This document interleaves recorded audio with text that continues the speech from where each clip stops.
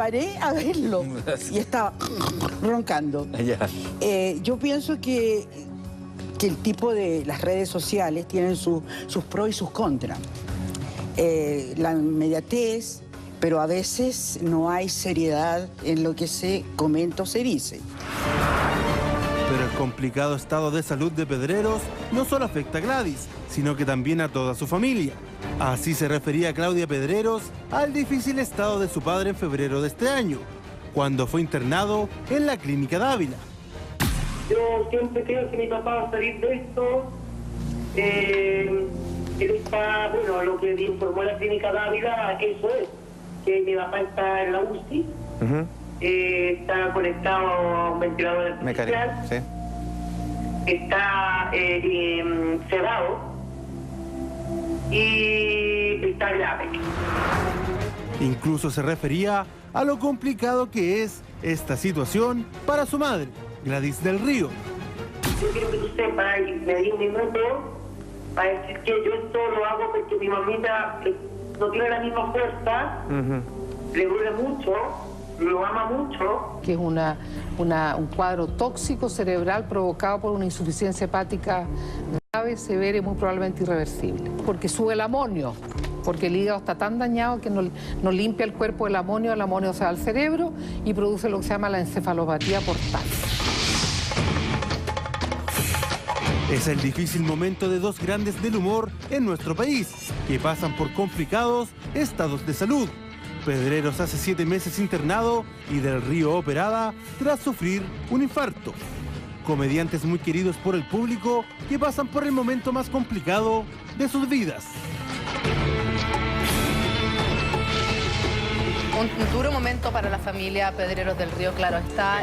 Gracias a Dios la operación salió bastante bien, según la información que nosotros manejamos. Y Gladys del Río se recupera poco a poco. El mismo yerno de Gladys del Río, de Jorge Pedrero, también decía que era un proceso súper desgastante, complicado a nivel familiar, porque llevan 7 meses acompañando a don Jorge Pedrero, que continúa internado en la clínica. Claro. Entonces hay un desgaste emocional, económico, familiar. Por otro lado, Gladys del Río no puede trabajar porque tiene que estar pendiente la mayor parte del tiempo de su marido. Y claro, todo ese desgaste produjo lamentablemente un infarto en el corazón de Gladys, pero nos alegramos que se esté recuperando. Sí, para quienes hemos tenido la mala suerte, si se quiere, que tu papá o tu mamá, digamos, fallezca y uno de los dos toma un papel que no le corresponde. En mi caso, por ejemplo, mi papá murió de un problema hepático y claro, al final la señora, en este caso mi mamá, se transforma en una enfermera sin serlo, en una consejera psicológica y asume sin muchas serlo responsabilidades. Tampoco, y asumir ciertos roles que, claro, uno dice las buenas y las malas, correcto, pero cuando estás con una persona enferma te tienes que preocupar que se tome los remedios, ¿verdad? Entonces se genera todo un desgaste, como dice la Julia,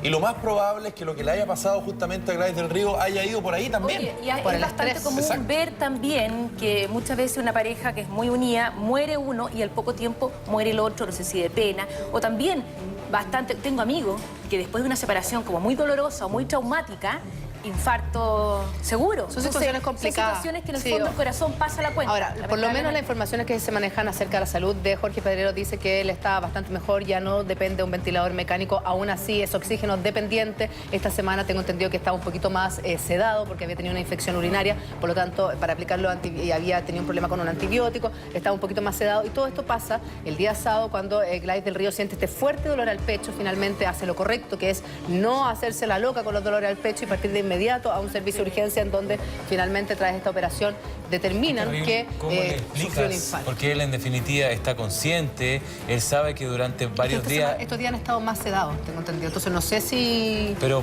por último, el instinto de una vez abrir los ojos es saber de que ella no aparece en un día, en 2, en 3, en 4... Posiblemente ella está todo el tiempo con él. Probablemente, no es menor. Ahora está claro, uno, por ejemplo, que se crió con el Happening con Jai, con todos ellos, yo creo que al más mínimo llamado de algún tipo de homenaje, colecta, lo que sea, yo creo que serían muchos los que harían fila para participar con tal de conseguir los recursos justos y necesarios para la salud de perdón, él está en una clínica hace 7 meses. ¿Tú sabes lo que debe ser esa cuenta? No, terrible. O una cosa impactante. Es como estar viviendo en un hotel de lujo durante 7 meses. Pero, y de más de lujo, muchísimo más que de lujo, porque por lo menos una cama en una UTI de una clínica privada, como el caso donde está Jorge Pedrero, no cuesta menos de 300.000 pesos diarios. Por día. No cuesta menos de 300.000 pesos la cama.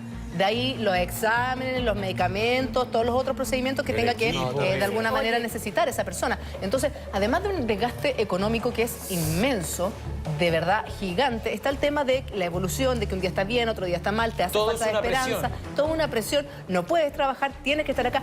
Estar día y noche en una clínica o en un hospital o en un centro de salud es tremendo.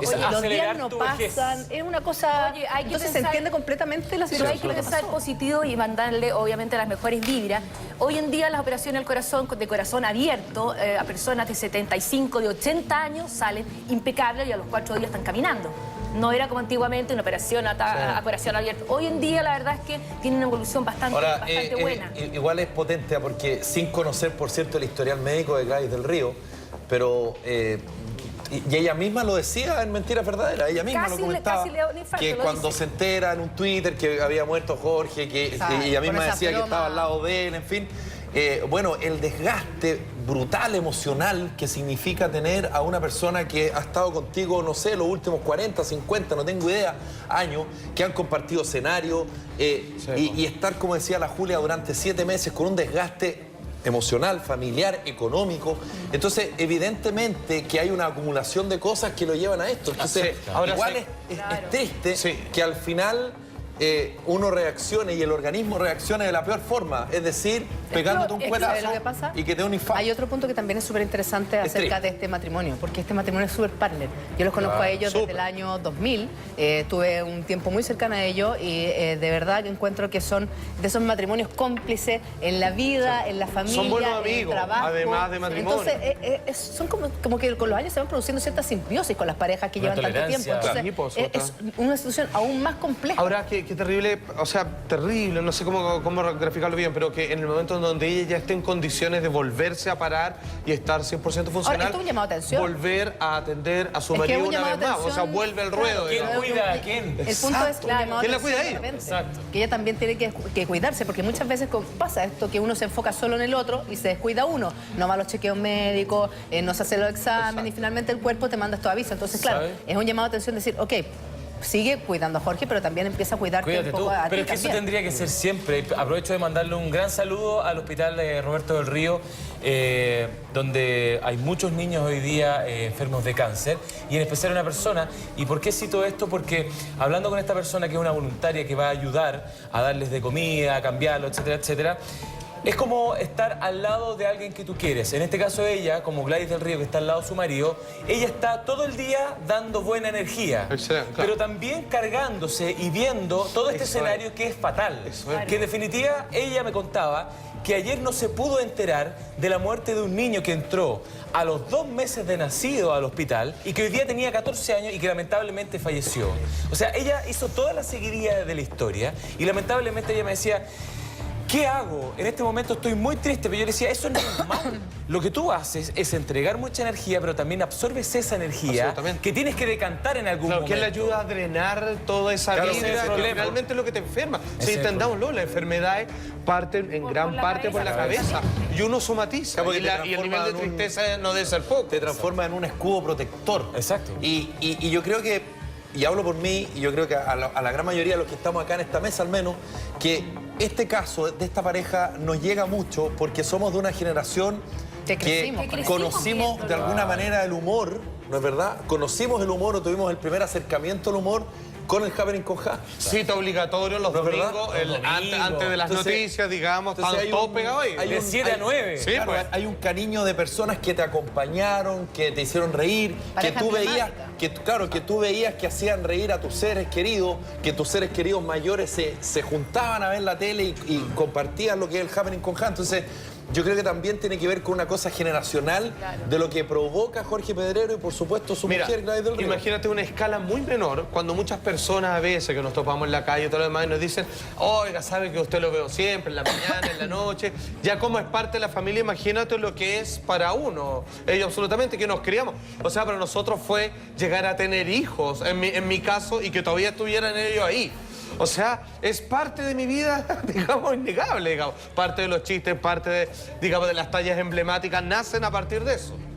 Siempre Es una bueno. situación tremendamente compleja. Le mandamos, por supuesto, nuestro cariño, porque de verdad, yo insisto, el tema y estos 7 meses que le ha tocado vivir a Gladys del Río acompañando a Jorge Pedrero, solo en la clínica, porque la enfermedad de Jorge Pedrero, que es un tremendo comediante, un hombre de televisión de tomo y lomo, Músico, músico, sí, completo. Viene hace como que no bastante haya. tiempo. Entonces no es como los últimos 7 meses, viene hace bastante tiempo. Lo que pasa es que los últimos 7 meses estuvo y está internado en una clínica de Yo tengo una duda, porque en el fondo, claro, la gente que está mirando en la casa, todos sabemos que Jorge Pedrero lleva varios meses internado, qué sé yo, enfermo, con un problema hepático. Pero el problema hepático, ¿a raíz de qué viene? Porque uno puede pensar, chuta, puede ser cirrosis, Puede ser varios. puede ser un bombardeo desinflamatorio que O sea, te fue la en el cirrosis, hígado. de hecho, no solamente puede ser por exceso de consumo de alcohol. Puede ser por alimentación, mala alimentación, ¿Te fijáis? con tema de remedios, como lo dijo, por ejemplo, Claro. la doctora María Luisa Cordero, que nosotros lo vimos en la nota, donde ella hace un diagnóstico, y que me imagino que si su diagnóstico es tan lapidario, debe ser porque conoce la ficha médica. Claro, O sea, si no, cómete tus Si no, no se palabras. entiende. Perdón, pero Aquí ¿qué dijo la doctora exactamente? Cordero, mira, aquí está. Un cuadro tóxico cerebral provocado por una insuficiencia hepática grave, severa y muy probablemente irreversible. Porque sube el amonio, porque el hígado está tan dañado que no limpia el cuerpo el amonio se va al cerebro y produce lo que se llama la encefalopatía portal. ¿Ella nombra el alcohol? No, pero no nombra la palabra Sí, alcohol. ahí está. Yo, No sí, nombra la palabra yo lo quería recordar esto, porque claro, muchas personas dicen, bueno, ¿por qué? Cirrosis, alcohol, lo ligan. Claro, hay una ligazón, digamos, directa, puede ser una hepatitis, puede ser un problema de fármacos, puede ser un problema por mala alimentación, puede ser una combinación. ¿Puede ser genético también? Hay señor. algo de genético Alcohol, también. bacterias, genético y digamos y problemas simplemente de una mala función y del también órgano, puede ya. ser un problema renal que deriva en un problema hepático. Exacto, sí señor. Que tengo entendido que Que el tiene un caso de problema Jorge renal. Pedreros también tiene un problema O sea, de renal. hecho, ahora le tuvieron que subir un poco, yo lo contaba recién, según la información que yo manejo, estaba un poquito más sedado precisamente porque tenía una infección urinaria, por lo tanto el antibiótico había tenido un problema, entonces Ahora, es una situación más compleja también, sobre está todo oxígeno dependiente. Perdón por decirlo, pero a mí me toca muy de cerca esto. Efectivamente, lo que dice la doctora Cordero es muy potente porque la encefalopatía no es otra cosa que una casi permanente poca conciencia, si se quiere. Por lo tanto, entiendo lo que seguramente debe estar sufriendo Gladys del Río y su familia con Jorge Pedreros, porque él pasa por periodos seguramente de estabilidad. Sí. Y la inestabilidad es que él de alguna manera se pierde, se marea, está en un estado de semi-inconsciencia. Y tú, obviamente, cuando tú ves que una persona está bien y a los 5 minutos está inconsciente, puedes pensar que efectivamente puede pasar lo peor, digamos, Le mandamos que se muere. todo nuestro cariño, Mucha todo nuestro fuerza. apoyo, todo Sí, nuestro mucho ánimo, nuestra cariño. fuerza a Gladys del Río, a don Jorge Pedrero y a toda su familia para que puedan salir Vamos, que se adelante. pueda. Pero les quiero contar Happening. que hay alguien que tiene muchísimos problemas, más bien un programa de televisión y me refiero a Contacto. Otro más. A las demandas que interpusieron en su contra ciertas marcas de productos a partir de ese polémico reportaje que incluso apareció Diana Boló con fin. Bueno, se suma una nueva demanda, se sumaría y esta demanda se pondría hoy. Una demanda de un ex chico reality, Francisco Barrena, y todo esto porque en el programa Contacto, cuando se emitió el capítulo de Operación Jingo, lo dejaron a él como líder de esta banda narcotraficante y la justicia lo declaró inocente. Miren.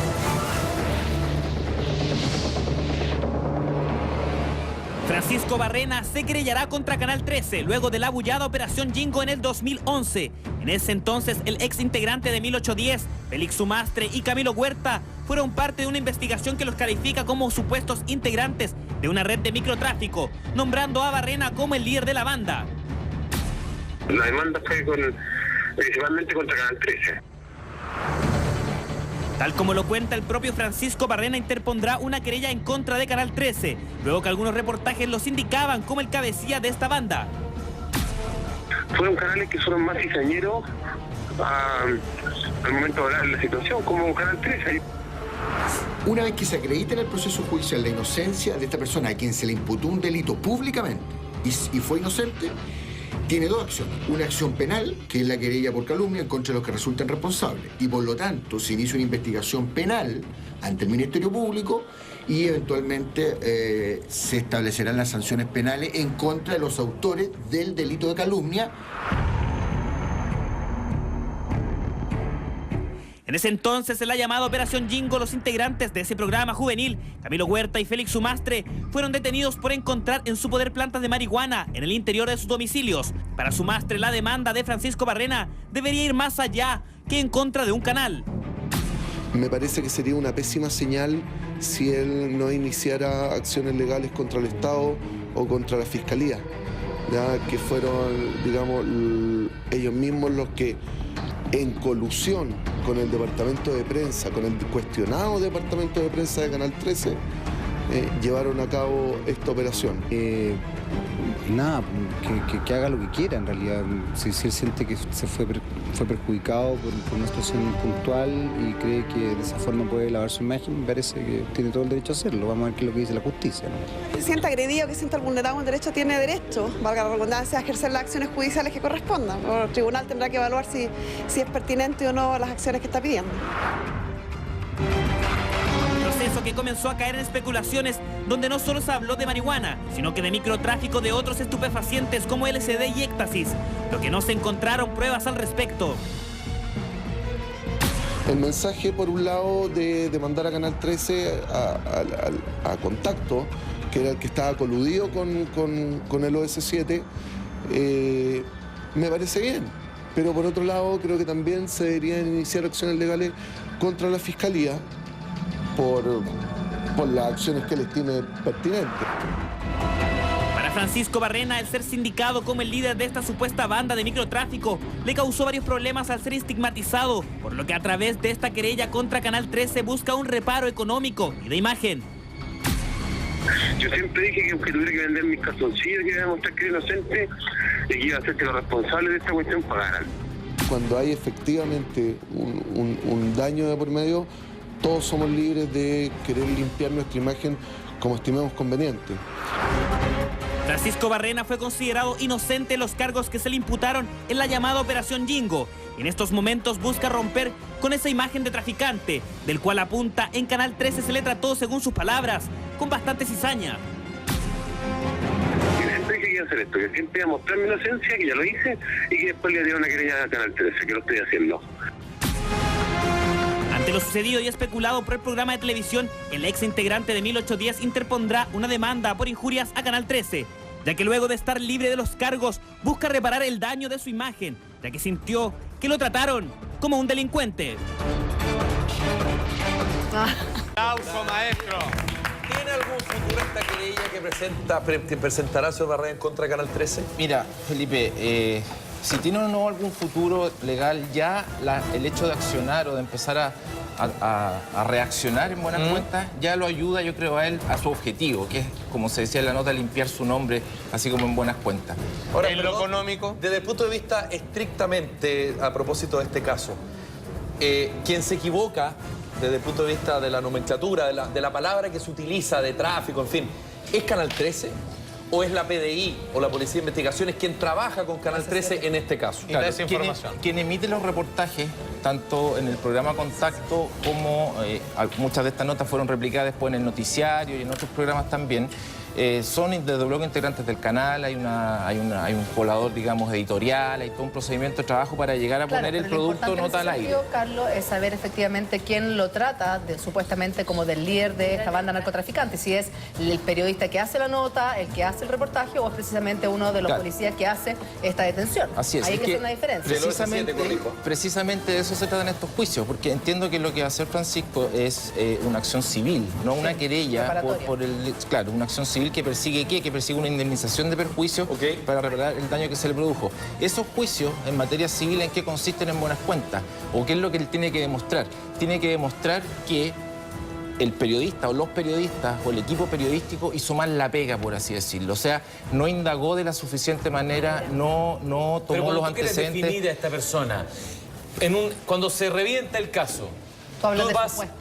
Claro, de supuesto, porque en definitiva si tú encasillas a alguien es porque realmente la evaluación que tú tienes para definirlo es porque está hecha. Así es, no me cabe ninguna duda y yo sé que los periodistas, ustedes trabajan con la información que les aportan y sobre todo si hay organismos técnicos involucrados. O sea, si hay PDI que les aporta información a ustedes, si hay un Ministerio Público que les aporta, ustedes no tienen por qué no creer. Claro. Carlos, una pregunta, porque en el fondo aquí uno dice si este juicio o esta querella que va a ser en contra del canal, en el fondo, llegará a algún puerto en algún minuto, porque yo, por lo que uno ve, aquí en Chile no hay leyes que en el fondo protejan de repente cuando uno habla mal de otra persona en televisión. Las demandas aquí en Chile no llegan a puerto. En Estados Unidos, donde tú hablas mal de ti, te dejan tu nombre por el suelo. Y efectivamente hay pena. Sí, pero ha sido el único. Pero que esos otros no son penales. La otra demanda ha sido penal, está civil. Pero generalmente es difícil llegar a un buen término en el fondo. Mira, es que depende de la tecla que tú toques. La Julita se adelantó y te dio la respuesta exacta. ¿Por qué? Porque hubo un caso... Me sirvió de mucho el día que estudié Derecho, ¿viste? El día que me echaron. No, fue más de un día. Derecho a la casa. Un día, te juro. Un día. Ni 10 horas, ya vamos al tema. Estaban felices los papás. Hubo un caso que fue conocido por la prensa, que fue el caso de Felipe Camiroaga contra Italo Pasalacqua por un tema, unos comentarios que había hecho Italo Pasalacqua. Y en ese caso el abogado que patrocinó a Felipe Camiroaga, que fue el colega Ciro Colombara, se citó o se fue derechamente a lo civil, a una acción civil por indemnización de perjuicio, y lo que él demostró en ese juicio, en buenas cuentas, no fue una injuria, no fue una imputación que se le haya hecho, las palabras o las expresiones, que podría haberlo hecho, pero a lo mejor no le hubiera ido bien, y ahí está como todo ese bolsón de casos con los que no pasa nada. Pero él se dirigió a apuntar un tema de negligencia en el trabajo, o sea, de que los comentarios que había hecho un periodista habían sido hechos en forma negligente y poco informada. Por lo tanto, creo que este es el camino que va a intentar tomar Francisco Ahora, en Barrena. este punto me llama la atención de alguna manera cuánto se ha demorado él para tomar esta acción civil. ¿Por qué? Porque finalmente el 29 de noviembre del año 2012, fue declarado inocente. Sí. Entonces, ¿por qué se ha demorado tanto ahora? Bueno, yo creo que no es tan fácil llegar y tomar la decisión en primer lugar de demandar. En segundo lugar, hay todo un periodo de preparación, hay todo un periodo de preparación emocional incluso para involucrarse en un proceso. No es tan automático. Y por eso que también los plazos de prescripción en estos casos son un poco extensos. Acuérdate, la ley da 5 años. Tiene 5 años para pensar si todo usted lo que hace pasó, algo. Francisco Barrena, a partir de este caso, no solo el tiempo que tuvo reclusión domiciliaria, que fueron, tengo entendido, más de 2 meses, sino los costos familiares, los costos económicos, porque claro, él mismo cuenta que a partir de cuando estalla este caso, él pierde el trabajo, tiene que vender el auto para pagar la pensión alimenticia a su hijo, su abuelo le deja de hablar. Hay una serie de temas que finalmente transforman su vida cuando los indican supuestamente como el líder de esta banda narcotraficante y que finalmente se dice que no es nada, que es una persona inocente. Todo eso es lo que él busca de alguna manera que este programa compense con dinero. Yo creo que no. Porque, por ejemplo, el hecho de que él haya estado con medidas cautelares, como esta reclusión domiciliaria, claro, o la que haya tenido, no obedece a lo que dijo el canal o a una decisión de un canal, sino que obedece ya a organismos del Estado que tomaron la decisión en algún minuto de formalizarlo, de iniciar una investigación y que esa investigación traiga consecuencias. Por lo tanto, ese descontento lo tendría que manifestar pero en el fondo, si no es lo que dijo el canal, que era que obviamente tomaron esa decisión de reclusión domiciliaria con él. O sea, es que... ¿En qué categorías queda una persona así? Al final estos procesos se terminan incluso transformando en un tema de disectar las frases que se emiten en los reportajes. O sea, se toman las frases, se transcriben, se llevan al papel lo que dijo los periodistas y se disecta palabra por palabra si es que lo que se dijo en realidad el periodista lo dijo con apoyo de o con tales o cuales antecedentes. Entonces es tremendamente complejo. Lo que decía su compañero de programa en esa época de Jingo, precisamente Félix Sumastre, que también fue detenido en el marco de la misma operación Jingo, es que Pancho Barrena no saca nada con solo demandar a Canal 13 por este reportaje, sino que también debería haber demandado a Carabineros, al Ministerio Público, al fiscal, a todos. ¿Se puede hacer eso? Se puede, o sea, si hay una formalización que es arbitraria, en buenas cuentas, que no contó con los antecedentes necesarios y quedó en evidencia después de la investigación de que era una formalización que no se debería ni siquiera producido, existen posibilidades de sancionar, ni hablar con condena, o sea, existen incluso a nivel constitucional, está consagrado el error judicial y hay muchas o sea, no hay una indemnización monetaria, supuestamente. Claro, ¿no habría monetaria? Sí, podría haber, desde luego, y esos juicios se terminan transformando en indemnización. Carlos, a propósito de lo que dice la Julia, también igual, desde el punto de vista ciudadano, es por decirlo menos injusto. ¿Y por qué lo digo? Porque si es que efectivamente pasa lo que pasa en este caso, la justicia no actúa sola. Es decir, no es que actúe y diga, ¿saben qué? Hubo un error con este cabro, por lo tanto hay sanciones para el Ministerio Público, para fiscal, en fin.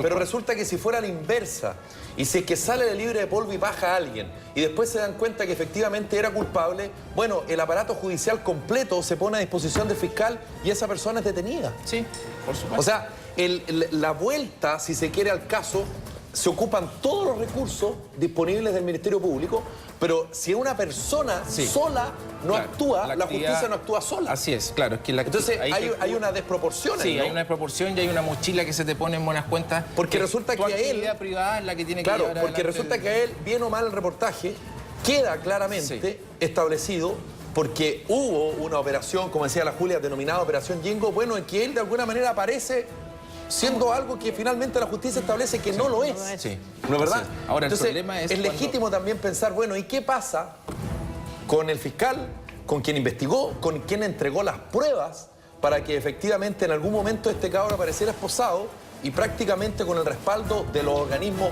en este caso entiendo los S7 Carabineros, aparezca liderando una banda de narcotráfico? Claro, y te puedo agregar algo más, porque está bien, yo creo que si el Ministerio Público tiene las dudas que efectivamente Francisco Barrena supuestamente está involucrado en una banda de narcotráfico, él hace la escucha telefónica, el investigar y el detenerlo. Pero acá se toma una decisión de ser acompañado por un programa de televisión.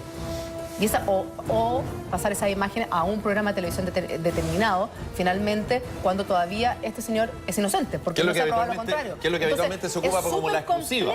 Claro, es súper complejo lo que se hizo en este caso. Pero también es poco claro cuando este tipo de investigaciones, los fiscales hacen declaraciones y dicen, miren, ¿saben qué?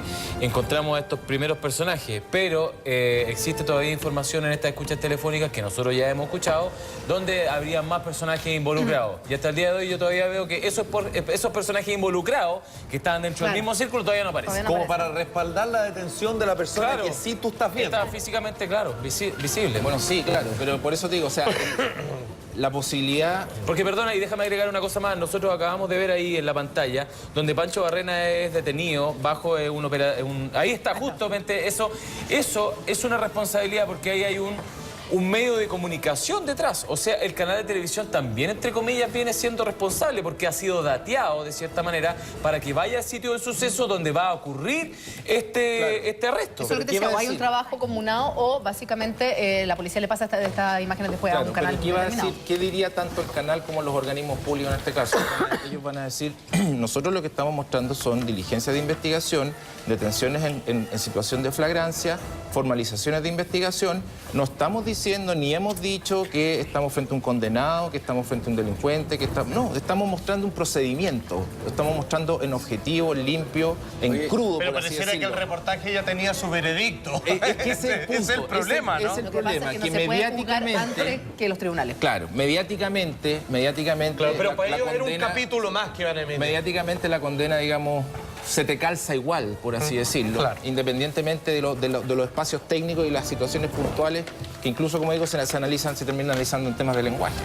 Muy claro. Efectivamente, vamos a quedar pendientes entonces qué sucede con esta demanda civil que va a interponer Francisco Barrena en contra de Contacto, que en este momento deben estar contando las monedas a partir de todas las demandas que lamentablemente se le ha llegado a ese programa. Pero ya nos acompaña don Jorge Cabezón. Gracias, Jorge, por estar acá, hermano de Rodrigo Cabezón, tremendo camarógrafo con el cual tuve el gusto de poder trabajar en Canal 13. Y ayer se cumplen ya 2 años del lamentable accidente de Juan Fernández. Hay muchas dudas, hay muchas preguntas de los familiares que todavía no tienen respuesta. Vamos a estar hablando contigo, Jorge, pero también les queremos contar que quien lo pasó bastante mal ayer fue la mamá de la teniente Carolina Fernández, Felipe. Exactamente, la comandante del avión Casa 212, porque ayer aquí en Mañaneros nos acompañó un piloto, ¿no es verdad?, capitán en retiro de bandada de la Fuerza Aérea de Chile, Mauricio Gutiérrez, quien conversó varias cosas, abrió algunas teorías respecto a lo que eventualmente pudiese haber ocurrido, pero también se refirió en particular a una posible reacción que hubiese tenido justamente la comandante del avión, porque dentro del avión iba Felipe Camiroaga. Pongan atención a la siguiente nota y a la vuelta comentamos acá en el estudio.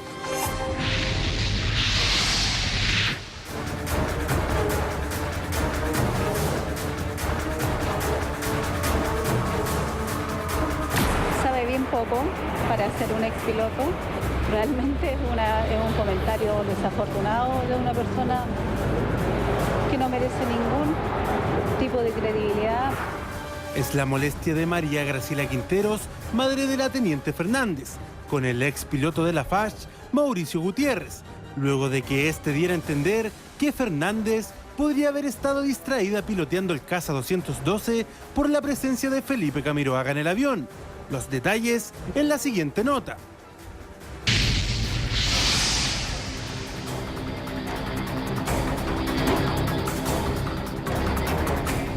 La cabina aquí no estaba, digamos, aislada de sus pasajeros, porque llevaba, ¿no es cierto?, al cuñado del ministro de Defensa, que probablemente fue el que pidió el vuelo, aunque diga que no, pero yo creo que lo pidió y sabía que iba en ese vuelo. Y ¿cómo se llama? Y la piloto siente esa presión. Ahora era una comandante mujer, iba a Camiroaga, también es otra presión, ¿no es cierto? No, pero eso no creo, yo no lo veo por género. Sí, hay presiones, uno va en la cabina y no es lo mismo llevar a pasajeros que llevar al presidente de la República, que llevar al presidente de la República, que llevar a alguien importante. Son las declaraciones de la discordia. Mauricio Gutiérrez, ex piloto de la Fuerza Aérea de Chile, dejó entrever que Carolina Fernández, quien piloteaba el Caza 212 al momento del accidente, había sentido la presión de que en el avión iba Felipe Camiroaga. Mire, eso en la parte civil ella podía ser admiradora de muchos, pero ella iba como piloto del avión. Ella era la teniente Carolina Fernández, por lo tanto era su lado profesional y no tiene nada que ver con su gusto personal. Palabras que calaron hondo en la familia de la teniente Fernández, a 2 años de la tragedia, en donde incluso acusan discriminación por parte de este expiloto de la FACH. Bueno, y el tema de la discriminación, eso ya es realmente lamentable. O sea, el decir, parece que no está muy informado que tuvimos una presidenta mujer que lo hizo muy bien, que está nuevamente candidata a la República y que en estos momentos tenemos 3 candidatas mujeres. Entonces decir que mi hija tuvo un problema porque iba Felipe Camiroaga, que en paz descanse, y se puso nerviosa o lo distrajo, perdón, pero es una torpeza, por decirlo menos. Realmente es un comentario desafortunado de una persona que no merece ningún tipo de credibilidad, porque si se refiere así, imagínense que un piloto no sabe del punto de no retorno. Imposible. Pero Mauricio Gutiérrez no solo se quedó ahí, sino que también, además de estar de acuerdo con lo planteado por la FACH, dice que la única responsable del accidente es Carolina Fernández. Bueno, el que toma la decisión de volar o no siempre es el comandante de la aeronave, que normalmente es el piloto con más experiencia. Que en este caso era la teniente Carolina Fernández. Exactamente, no hay que echarle la culpa a nadie más. Yo tengo más de 10.000 horas, he ido muchas veces a la isla y siempre hay un comandante que es el que toma las decisiones, que normalmente es el que tiene más experiencia en la aeronave o que tiene más experiencia de vuelo en general, ¿ya? Por lo tanto, yo creo que ni la Fuerza Aérea, ni ninguna persona, ni ningún informe meteorológico te podría haber predicho lo que iba a pasar. Algo que, por supuesto, no gustó para nada a la madre de la teniente Fernández, ya que asegura que su hija, que decidió ser piloto cuando cursaba enseñanza media y cuya pasión era volar, con sus 8 años de experiencia, nunca tuvo ningún problema. La experiencia que tenían era la que la institución les entregó. Los años de experiencia son los que uno permanece haciendo algo, y esa era la experiencia que ella tenía. No era ella la que determinaba si por experiencia o no volaba a algún lado. No era ella.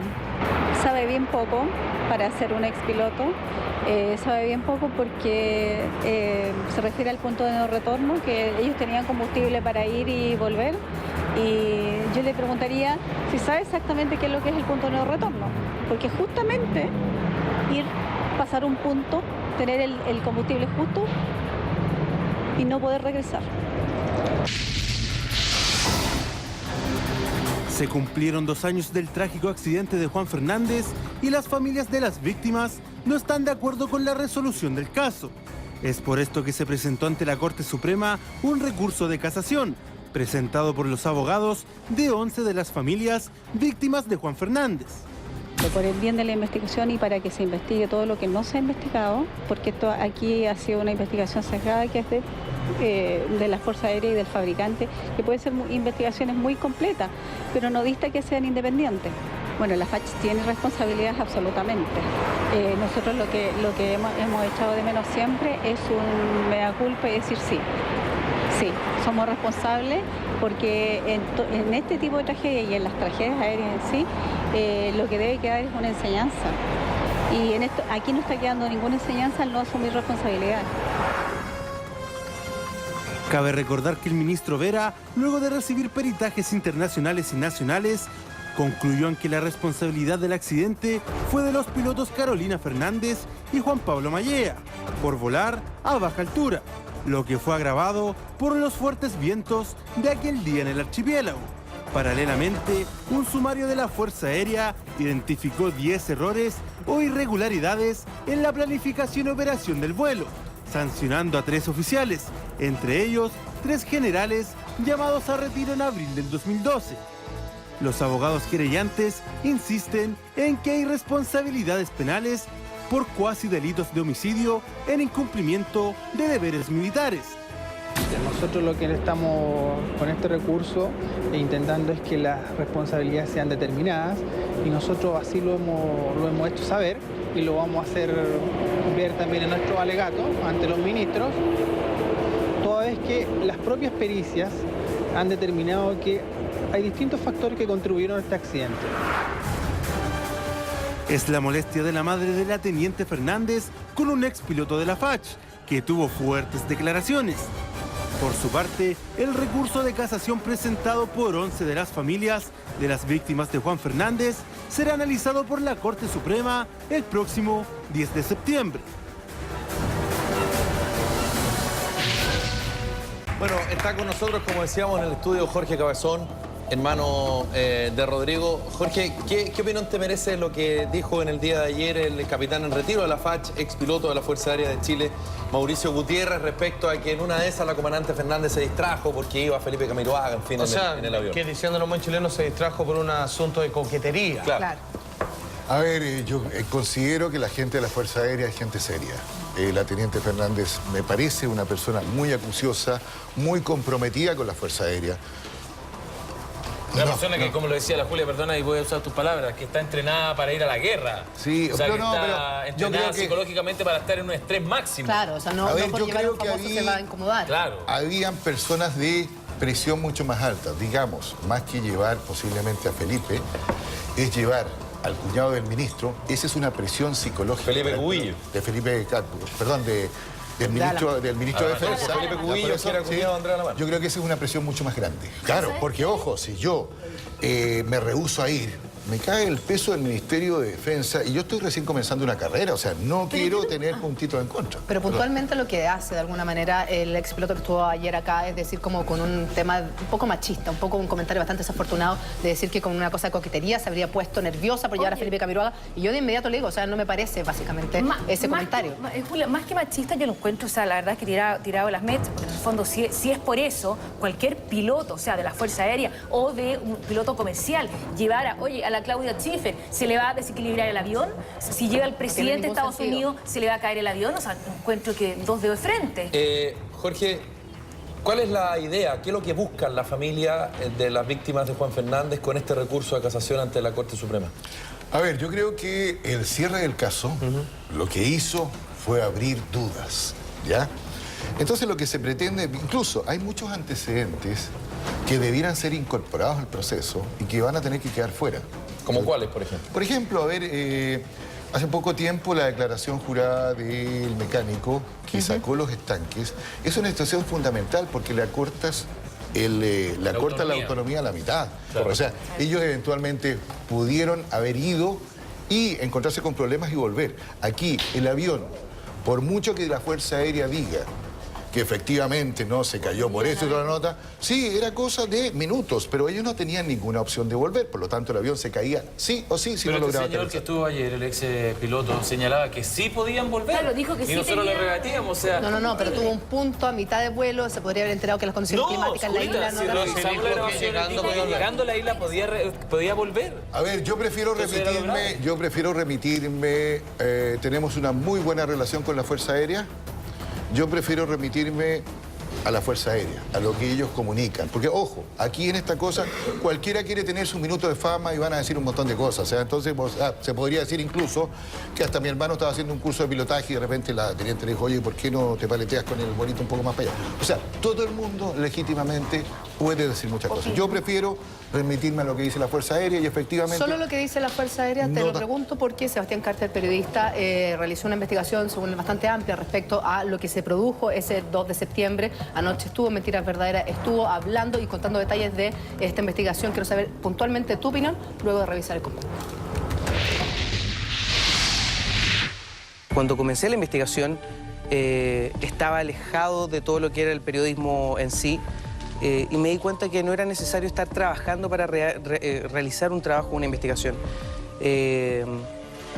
Sentí el llamado vocacional por hacerlo, pero lo que principalmente me llamó la atención del caso fue que me pareció irrisorio que en este caso el juez Mera cerrara un caso dándose días antes el veredicto, o sea, perdón, el testimonio del mecánico, que para mí era un testimonio fundamental y que de verdad podía cambiar el curso del caso. ¿Qué es lo que decía específicamente ese mecánico? El mecánico era tan importante lo que decía...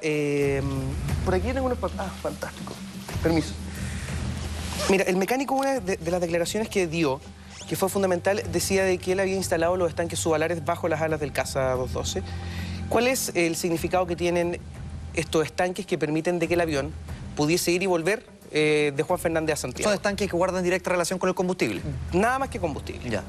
En una declaración que yo considero totalmente desafortunada por parte de el abogado de la Fuerza Aérea, Isidro Solís, él dice de que esta misión tenía que realizarse sí o sí y que para realizar esta misión había que privilegiar la cantidad de personas, el peso, por sobre el combustible.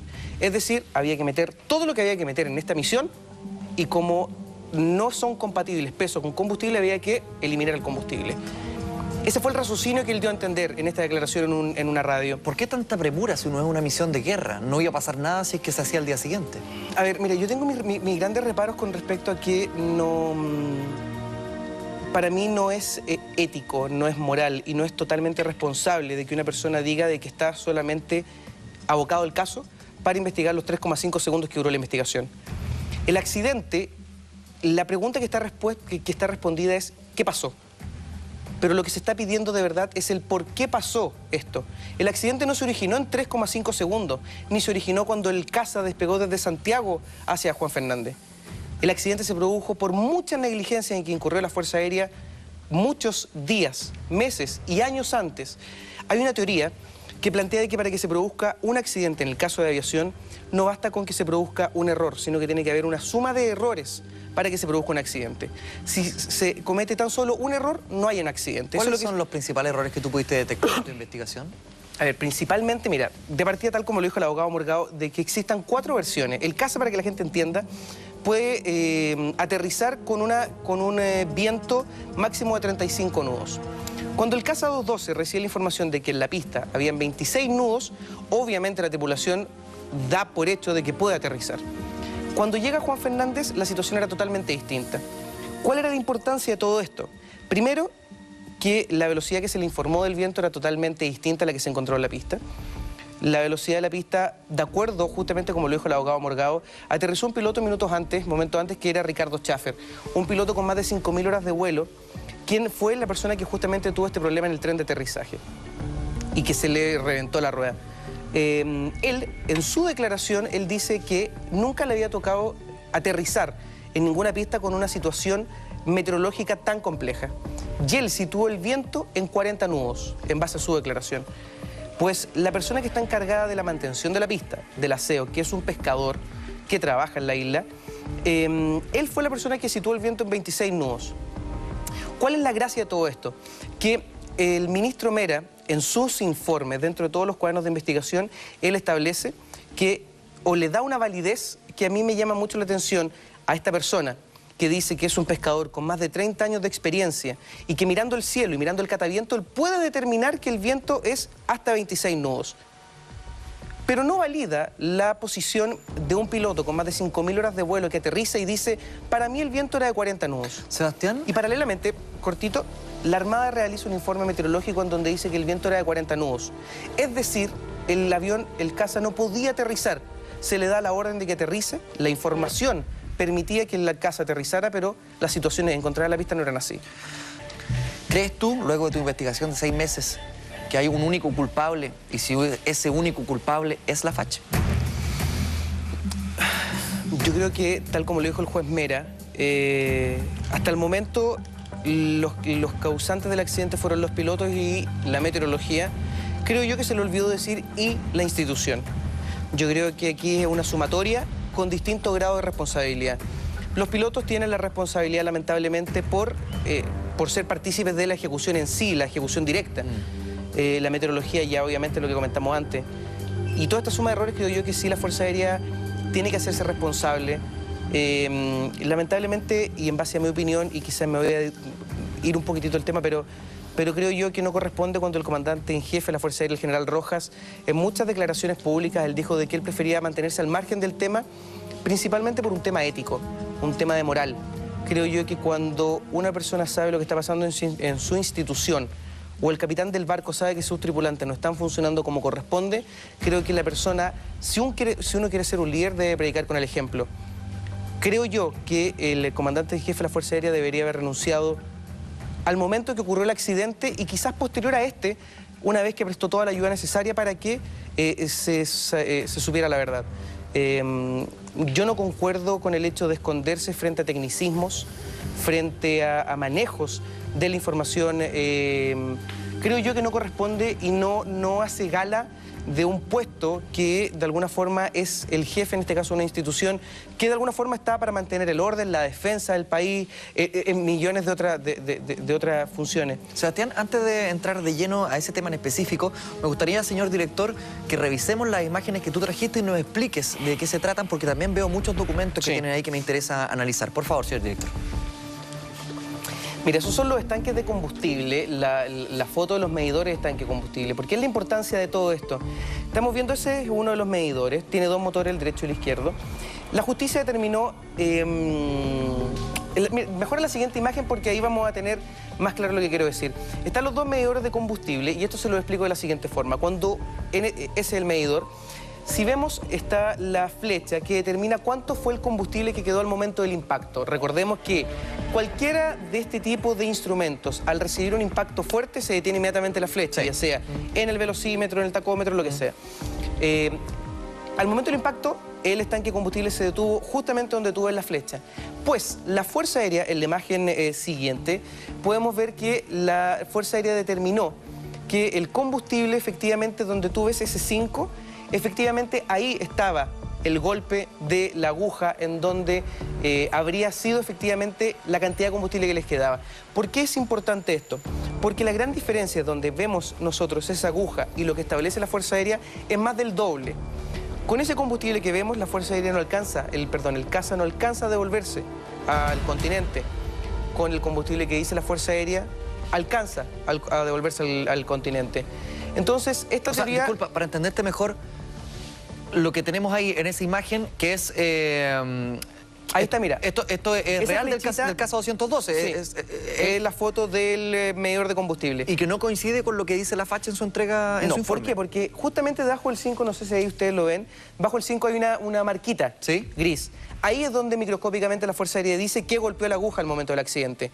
Entonces, si nos vamos a la imagen anterior, vamos a poder ver que la diferencia en donde está la aguja y donde está esa marca es mucho, es más del doble. La marca está debajo del 5. Entonces, ¿cuál es la diferencia? Son de 170 libras aproximadamente lo que se ve ahí y más de 380 libras lo que dice la Fuerza Aérea que les queda de combustible. ¿Por qué es importante? Porque el mismo abogado de la Fuerza Aérea decía que con el combustible que les quedaba, el caza alcanzaba a devolverse al continente y sobrevolar Santiago por muchos minutos. Yo he conversado con pilotos de la Fuerza Aérea, con instructores de caza, y que han hecho esta misma misión, y me dicen de que es imposible de que el CASA despegue desde Santiago a Juan Fernández y logre el retorno sin los estanques subalares. Entonces tú dices, ¿dónde la Fuerza Aérea se contradice de una manera tan importante? El CASA supuestamente, de acuerdo a la versión del abogado, tenía el combustible necesario para devolverse. Pero esta misión se hizo con punto de no retorno. Para que se entienda lo que es el punto de no retorno, es una misión que pasado cierto punto, cierta distancia, el avión no puede devolverse al continente porque es el último momento para decidir si llegan a destino o se devuelven al origen. Entonces tú dices, ¿por qué se hizo una misión con punto de no retorno si el combustible alcanzaba para volver? O sea, están cayendo de alguna forma en una contradicción. Si el combustible alcanzaba para ir y para volver y para sobrevolar, ¿para qué hacemos una misión con punto de no retorno? Entonces la Fuerza Aérea incurrió en muchas negligencias, en muchos errores, y creo yo que uno de los principales errores, de acuerdo a todo lo que yo he investigado, ha sido el tema del combustible. El avión, la última pasada que hizo por Juan Fernández, fue 7 minutos para las 5 de la tarde. El avión se iba a caer exactamente igual a las 5:30 o cuarto para las 6 de la tarde. Ese avión, no lo quiero decir premeditadamente, pero sí estaba destinado a caerse. El avión, lamentablemente, se privilegió realizar una misión con los tripulantes, en donde yo, dentro de toda acá tengo un resumen de todos los papeles. Aquí yo tengo en mi poder, esto es la transcripción de las conversaciones de la torre. Esa cámara puede mostrarla, Sebastián. Ahí. Eso es la transcripción de la torre realizada por la PDI, la transcripción de la torre de control. Está desde que el CASA comienza a realizar esta misión a Juan Fernández hasta que el avión ya se pierde totalmente. Lo que llama la atención, una de las cosas que quiero hacer hincapié, es que dice en la parte final lo siguiente.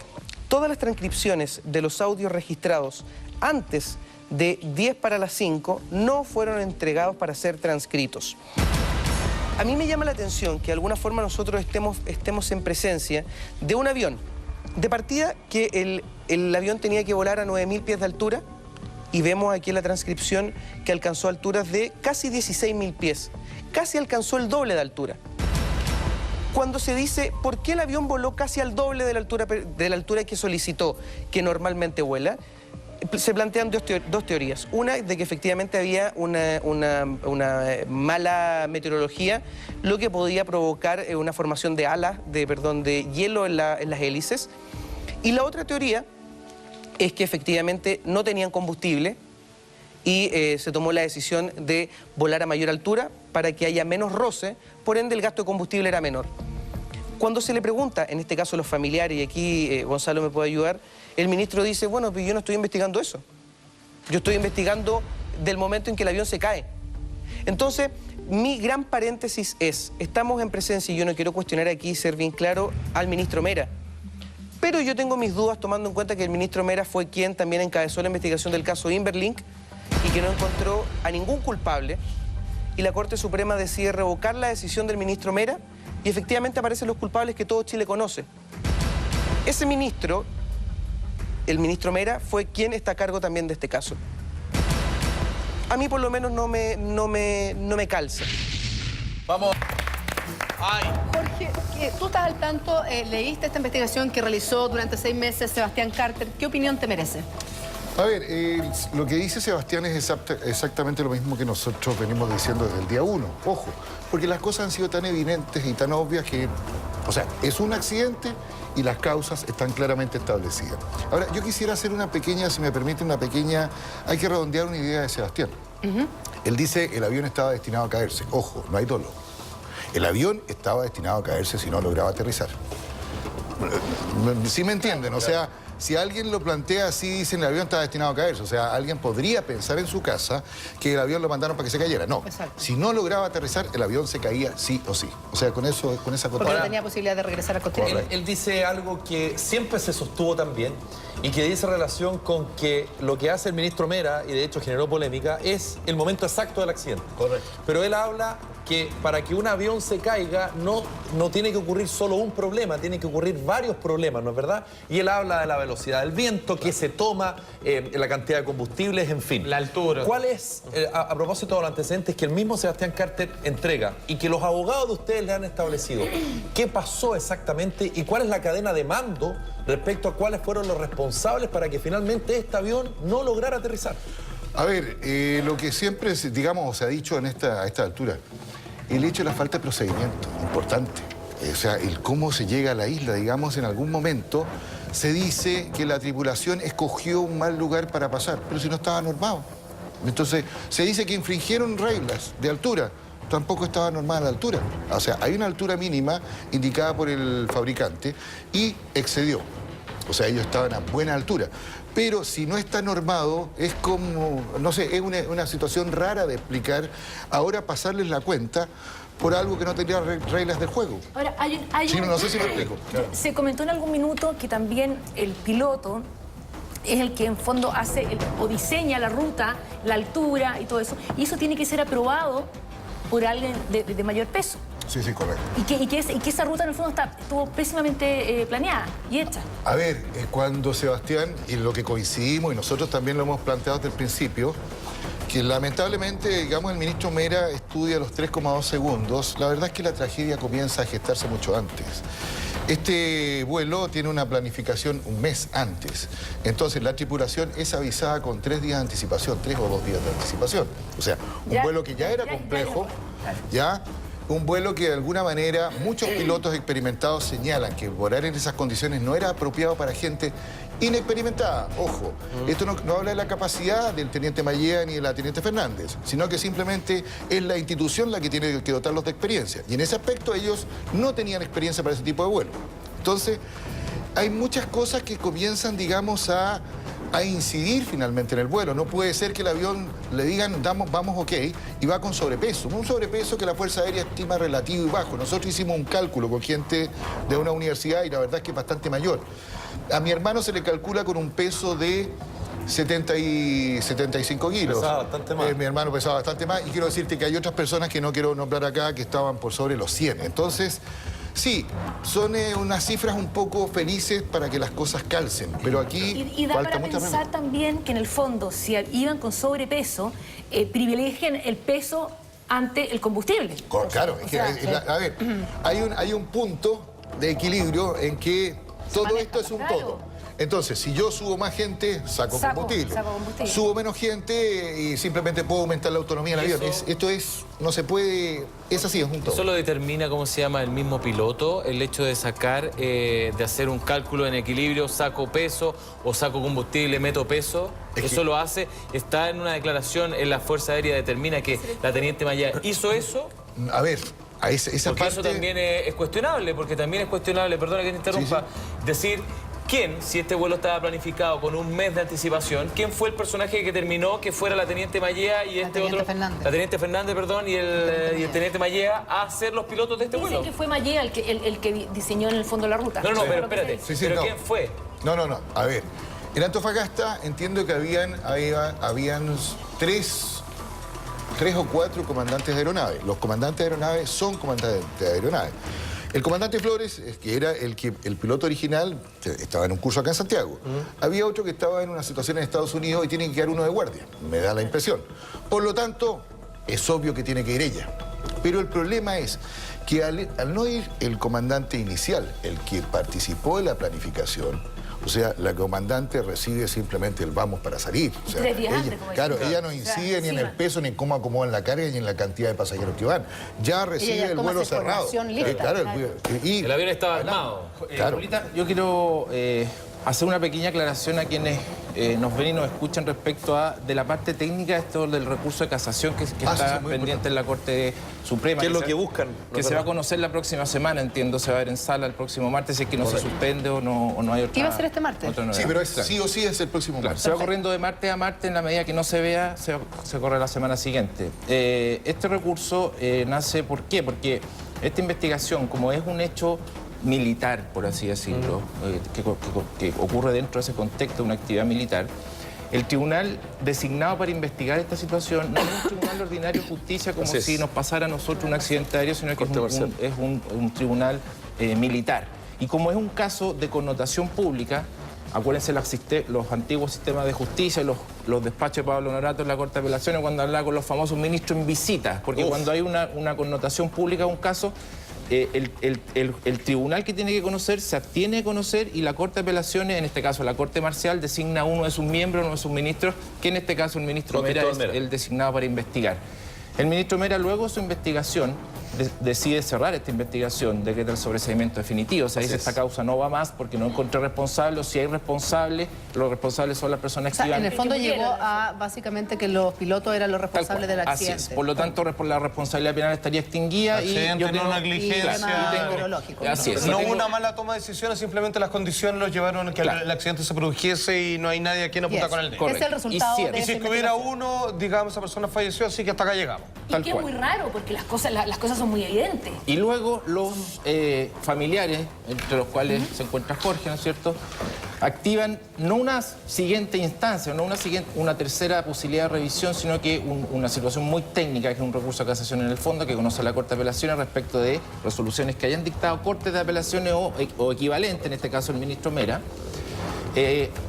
Y ahí se tiene que atacar una cosa muy técnica, se tiene que atacar que el derecho se aplicó mal, que una errónea aplicación del derecho, que el tribunal con los antecedentes que tuvo a la vista, en este caso el ministro, alteró las leyes que regulan la prueba, puesto que no consideró los hechos como se le habían planteado. Y por lo tanto lo que presenta Sebastián Carter, y tal cual como lo dice Jorge Cabezón y las otras víctimas, de alguna manera por ahí va, de alguna manera, el argumento para que esta causa se reabra. Así es, tal cual. Si la Corte Suprema estima que en la última posibilidad estima que efectivamente es correcto lo que se plantea a través de estos recursos, va a reabrir la investigación, o sea, va a ordenarle a este ministro que continúe con la investigación. Pero ahí viene un tema, y yo se lo quiero preguntar a Jorge directamente, porque hoy día la justicia en Chile, año 2013, siglo XXI, tiene estándares de conocimiento completamente distintos a los que, y por eso que hubo la reforma procesal penal que hubo, tiene estándares precisamente y completamente diferentes, y quien está validado hoy socialmente o legitimado socialmente para investigar es un fiscal y no un juez. Se critica esto de que el mismo juez, la misma persona que va a tener que tomar decisiones, sea quien investiga. O sea, se va autoevaluando su trabajo, lamentablemente, pero es así, o sea, es la realidad. Es la realidad. No sé qué opinión te merece a ti esa situación. A ver, yo quisiera volver un segundito más atrás, porque no sé si ya lo dijimos o no se habló, pero es importante en qué basamos esto. Por un lado, el sumario de la Fuerza Aérea determina que hay 13 oficiales que tienen una responsabilidad. La Junta Investigadora de Accidentes Aéreos determina que la Fuerza Aérea sí tiene responsabilidad y agregamos un nuevo componente que es la DGAC. Dirección General de Aeronáutica Civil. Que hasta ahora ha pasado libradito, nadie sabe por qué no ha estado convocada. Y finalmente la investigación del ministro Mera, que concluye que estos oficiales no son procesables, sino que simplemente dice aquí la responsabilidad final es de los pilotos, los vientos y un fenómeno más.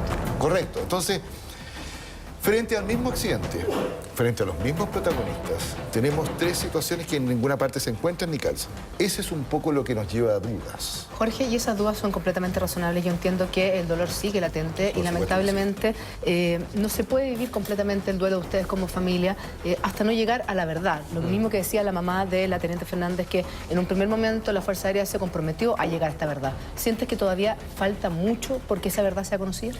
Es que, a ver, también hay que relativizar eso. La verdad, a lo mejor en algún momento se puede dar. Pero lamentablemente, las señales que ha dado ciertas autoridades de gobierno no son buenas. O sea, no puede ser que un oficial sancionado de alguna manera se le rebajen las penas. O sea, aquí murieron 21 personas en condiciones trágicas. ¿Qué te pasa a ti con todo esto? O sea, realmente claro. No me vengan a decir que no sufrieron. Sí, señores, sí se dieron cuenta realmente cuando eran los cuerpos mutilados por las planchas de zinc. Entonces no me vengan a decir que murieron y la verdad que se fueron como angelitos, murieron en pésimas condiciones. Entonces no me vengan a decir las autoridades de gobierno que simplemente el pobre señor oficial, ¿cómo le vamos a perjudicar la jubilación y su familia. No, señores, ellos pagan. Si aquí hubiera una señal clara, que simplemente estos 15 o 18 personajes se van para la casa, hay una señal clara de liderazgo del presidente Piñera. Y aquí no existe. Jorge, queremos seguir hablando contigo, queremos saber cómo... Subió, es que se entiende, que una reacción natural es una cosa emocional, de familia, de luto, de sensación de que todavía no se logra hacer justicia finalmente. Y está bien, y está bien. Queremos seguir hablando contigo respecto a los antecedentes, las acciones que van a tomar. Además está el testimonio de un primo de Felipe Camiroaga que anoche habló con mentiras verdaderas, pero todo eso a la vuelta de esta pequeñísima pausa comercial. Una pausa y ya volvemos. Bueno, estamos conversando con Jorge Cabezón, hermano de Rodrigo Cabezón, uno de las víctimas del accidente aéreo del avión Casa 212 que se precipitó en las cercanías de Juan Fernández en septiembre del año 2011, y quedaron varias preguntas planteadas, ¿no es verdad? Y Jorge, al final del bloque anterior, de alguna forma se sintió como un poco incómodo, que dijo, bueno, hay ciertas cosas que no me cuadran, en fin. ¿Te parece, Jorge, que si es que se establece efectivamente y este recurso de casación se toma y se reabre la investigación, confías en que efectivamente la investigación va a ir un poquito más amplia y por último va a contestar las respuestas que tú de alguna forma tienes como familiar legítimas? Ahora, sí, yo quiero ir un poco más allá. Ya no son solamente las respuestas de nosotros, es la respuesta de todo un país que lo demanda. Nosotros estamos muy metidos en este asunto de las redes sociales y recibimos muchos inputs de que efectivamente, dentro de la sensibilidad de la gente, este accidente todavía está latente, ¿ya? Entonces, ya los nuestros no van a volver, hay que ser claro. Pero sí hay que generar un precedente que esto no puede volver a ocurrir. Entonces, hay que dar un montón de pasos que para mí son importantes. Ahora, lo que tú dices respecto a la investigación, sí, no me cabe duda que sería un error, porque el resultado va a ser el mismo, estudiar toda esta tragedia en base a los mismos antecedentes. Yo creo que hay que solicitar antecedentes que logren equilibrar y contrapesar estos antecedentes, porque aquí todo es unilateral. Insisto, esta tragedia es más. Está tratada en base a supuestos, porque como no hay testigos, todos son supuestos. Herbas dice, se supone que, pareciera, al parecer volaron, al parecer... Entonces, a ver, ¿de qué justicia estamos hablando? Si ni siquiera, digamos, los informes que le entrega el mismo fabricante del avión entra a ser concluyente, ni está respaldado en nada, solamente en maquetas y en conclusiones científicas que podría ocurrir. Y es mucho más grave, y como dices tú, que en el fondo nunca más vuelve a pasar, pero es grave cuando está metido una institución de por medio. Claro. Por eso que yo quisiera también ser justo. Si uno busca justicia, y a lo mejor con esto me contradigo, uno también tiene que ser justo. Yo reconozco en la Fuerza Aérea que sí ha hecho gestos. O sea, el sumario de la Fuerza Aérea debe haber sido un gesto muy doloroso. Y el hecho de que este gesto lo pusieron sobre la mesa, yo reconozco ese gesto. Pobre el gesto, posiblemente sutil, escaso, pero hay un gesto. Sin embargo, hubo contradicciones, Jorge, y tú muy bien lo sabes, con el que estaba a cargo de las comunicaciones, el general Larraechea. Bueno, a la luz de los acontecimientos se decían muchas cosas en los primeros momentos y en los primeros días, y tú como familiar mejor que nadie lo sabes, y resulta que después las investigaciones, los antecedentes que aparecieron no cuadraban para nada. Pero es que, ojo, a ver, pensemos que lo de Juan Fernández, yo insisto, yo creo que no es porque me toca a mí directa, pero yo creo que ha sido una de las tragedias aéreas más importantes de los últimos tiempos, claro. Y yo creo que simplemente nos pillaron, como se dice en buen chileno, con los pantalones abajo. Entonces, no había procedimientos cómo manejar comunicacionalmente. No existen procedimientos para manejar las tragedias. Yo decía, ¿cómo este señor puede estar...? Un protocolo, ojo, yo tengo entendido que había un protocolo porque nosotros sabíamos información desde el primer minuto y había un protocolo que había que respetar hacia la moneda y hacia pero yo lo veía como televidente. Entonces tú estás viendo, de repente, no puede ser posible. Nosotros estábamos sufriendo una pena y no se hablaba, digamos, de... Nosotros estábamos en Televisión Nacional porque hace ya tuvimos que ir y un general, el que hacía de vocero, viene y dice... por favor, que se acerquen los familiares del camarógrafo, porque no hay nadie, y nosotros estábamos ahí. Entonces, claro, es para la risa. Lo que fue el caos de esa noche, yo no participé porque estaba con mis padres, opté por irme directamente aquí, porque yo dije, bueno, esto más allá de un rasguño, y a lo mejor un pie quebrado, Rodrigo, ya el día lunes lo tenemos resuelto. Entonces, preferí irme a estar con mis padres, no me tocaron. los 2 o 3 primeros días en el grupo 10. Nadie sabía nada, eso era un pandemonio, un caos, nadie informaba nada, tú preguntabas, eso es lo que me cuentan, y justamente anoche hablábamos de ese tema, porque los familiares estamos muy, muy integrados. Y me decía, tú preguntabas, y el oficial, digamos, sí, te decía, y se iba. Entonces los familiares se agarraban del pelo. Eso fue, yo te digo, insisto, la falta de información. Yo creo que de esta tragedia es importante sacar resultados para cómo vamos a manejar las próximas tragedias. Porque de aquí el dolor está salvaje. Te agradezco. No, le queremos agradecer, por supuesto, haber estado esta mañana acá. De verdad, un tremendo invitado. Le deseamos toda la suerte para el próximo martes. Y de verdad lo vamos a estar acompañando y apoyando. Un beso grande para usted, para sus hermanos y, por supuesto, para sus padres. Gracias a ustedes por recibirnos y es importante, insisto, esto nosotros ya no lo hacemos por nosotros, lo hacemos para que no vuelva a ocurrir más Juan Fernández. Entonces, una manera es, hay que difundirlo. Contemos cada cierto las noticias que estamos. Por eso ya están cambiando en la pista de aterrizaje una serie de cosas en Juan Fernández, no por nada. Y vamos a estar muy atentos nosotros acá. Gracias, Jorge. Gracias. Gracias, Jorge. Se lo contamos al principio del programa, precisamente Gladys del Río tuvo un infarto este fin de semana, fue operada, está evolucionando bastante bien y a esto se suma que su marido, Jorge Pedreros, está internado hace alrededor de 7 meses en la clínica. Exactamente, en el mismo centro asistencial. Y bueno, la doctora María Luisa Cordero hizo un diagnóstico a propósito del estado de salud de este actor y cómico. Y pongan atención porque esto fue lo que dijo y a la vuelta tenemos una refutación a propósito de esto. Mira, aquí está. Pero él tiene una encefalopatía portal, que es un cuadro tóxico cerebral provocado por una insuficiencia hepática grave, severa y muy probablemente irreversible. Porque sube el amonio, porque el hígado está tan dañado que no limpia el cuerpo el amonio se va al cerebro y produce lo que se llama la encefalopatía portal. Claro, él está con una crisis tremenda. No crisis, señor, tiene una encefalopatía, un cuadro... O sea, según el parte médico y la información que entrega la clínica. El eufemismo chileno, pero él tiene una encefalopatía portal. Así se llama. ¿Cómo? Usted me imagino que le tocó... Y si yo le hiciera un electroencefalograma al señor Pedreros, tendría unas características típicas de la encefalopatía portal, que es la presencia de ondas lentas trifásicas bifrontales. Bueno, y está con nosotros al teléfono Claudia Pedreros, la hija justamente de Jorge Pedreros y Gladys del Río. A propósito de esto, Claudia, ¿cómo estás? Muy buenos días, muchas gracias por conversar con nosotros. Hola, buenos días, mañaneros, ¿cómo están ustedes? Muy bien, muchas gracias por estar con nosotros. Cuéntanos, ¿qué te parece lo que dice la doctora María Luisa Cordero? Mira, voy camino, tengo cosas harto más importantes, hay que estar en mi corazón, etcétera. Pero yo nunca hablo mucho con los canales, nos han llamado harto, y sí, yo llamé personalmente a tu programa, porque la señora Cordero es una doctora, perdón, un médico, ¿ya? ¿De acuerdo? Que habla en televisión.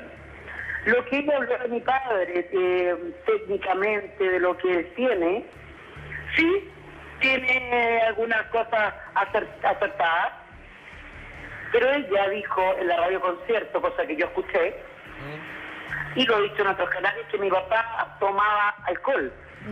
Y la cirrosis se produce por eso. La cirrosis se produce por un mal cuidado de una diabetes, por exceso de medicamentos, etcétera. ¿Ya? No tiene nada que ver con el diagnóstico. Yo quiero expresarle a ustedes, no a ella, porque yo no me dirijo, yo hablo con doctores de verdad, con médicos de verdad. No voy a hablar con una persona que hace show de la medicina en este país que cuesta tanto, ¿de acuerdo? Yo sé lo que es tener enfermos y seguramente identifico a muchos que tienen parientes enfermos y que sufrimos día a día, ¿ya?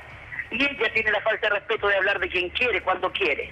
Y eso yo personalmente no se lo voy a permitir. Me parece, Claudia, además por el momento que estás pasando... Exactamente, María Luisa. ¿Con quién hablo? Con Julia Vial. ¿Cómo estás, Claudia? Julita, tú soy amiga de mi mamá te quiere mucho. Sí, lo sé. Y mi mamá está mejor, Julita. ¿Está mejor? Está tirando barriga. Qué bueno. Lo hablábamos, Claudia, hace algún ratito atrás, que básicamente el punto es que yo creo que tu mamá estos últimos meses le ha tocado demasiado duro. Tiene mucha penita. Entre la pena, el desgaste emocional, el desgaste económico, el no poder trabajar, el ver a tu papá, el tratar de ponerle el empeño, porque si hay uno de los matrimonios emblemáticos de este medio es precisamente el matrimonio de tu papá. O sea, entonces...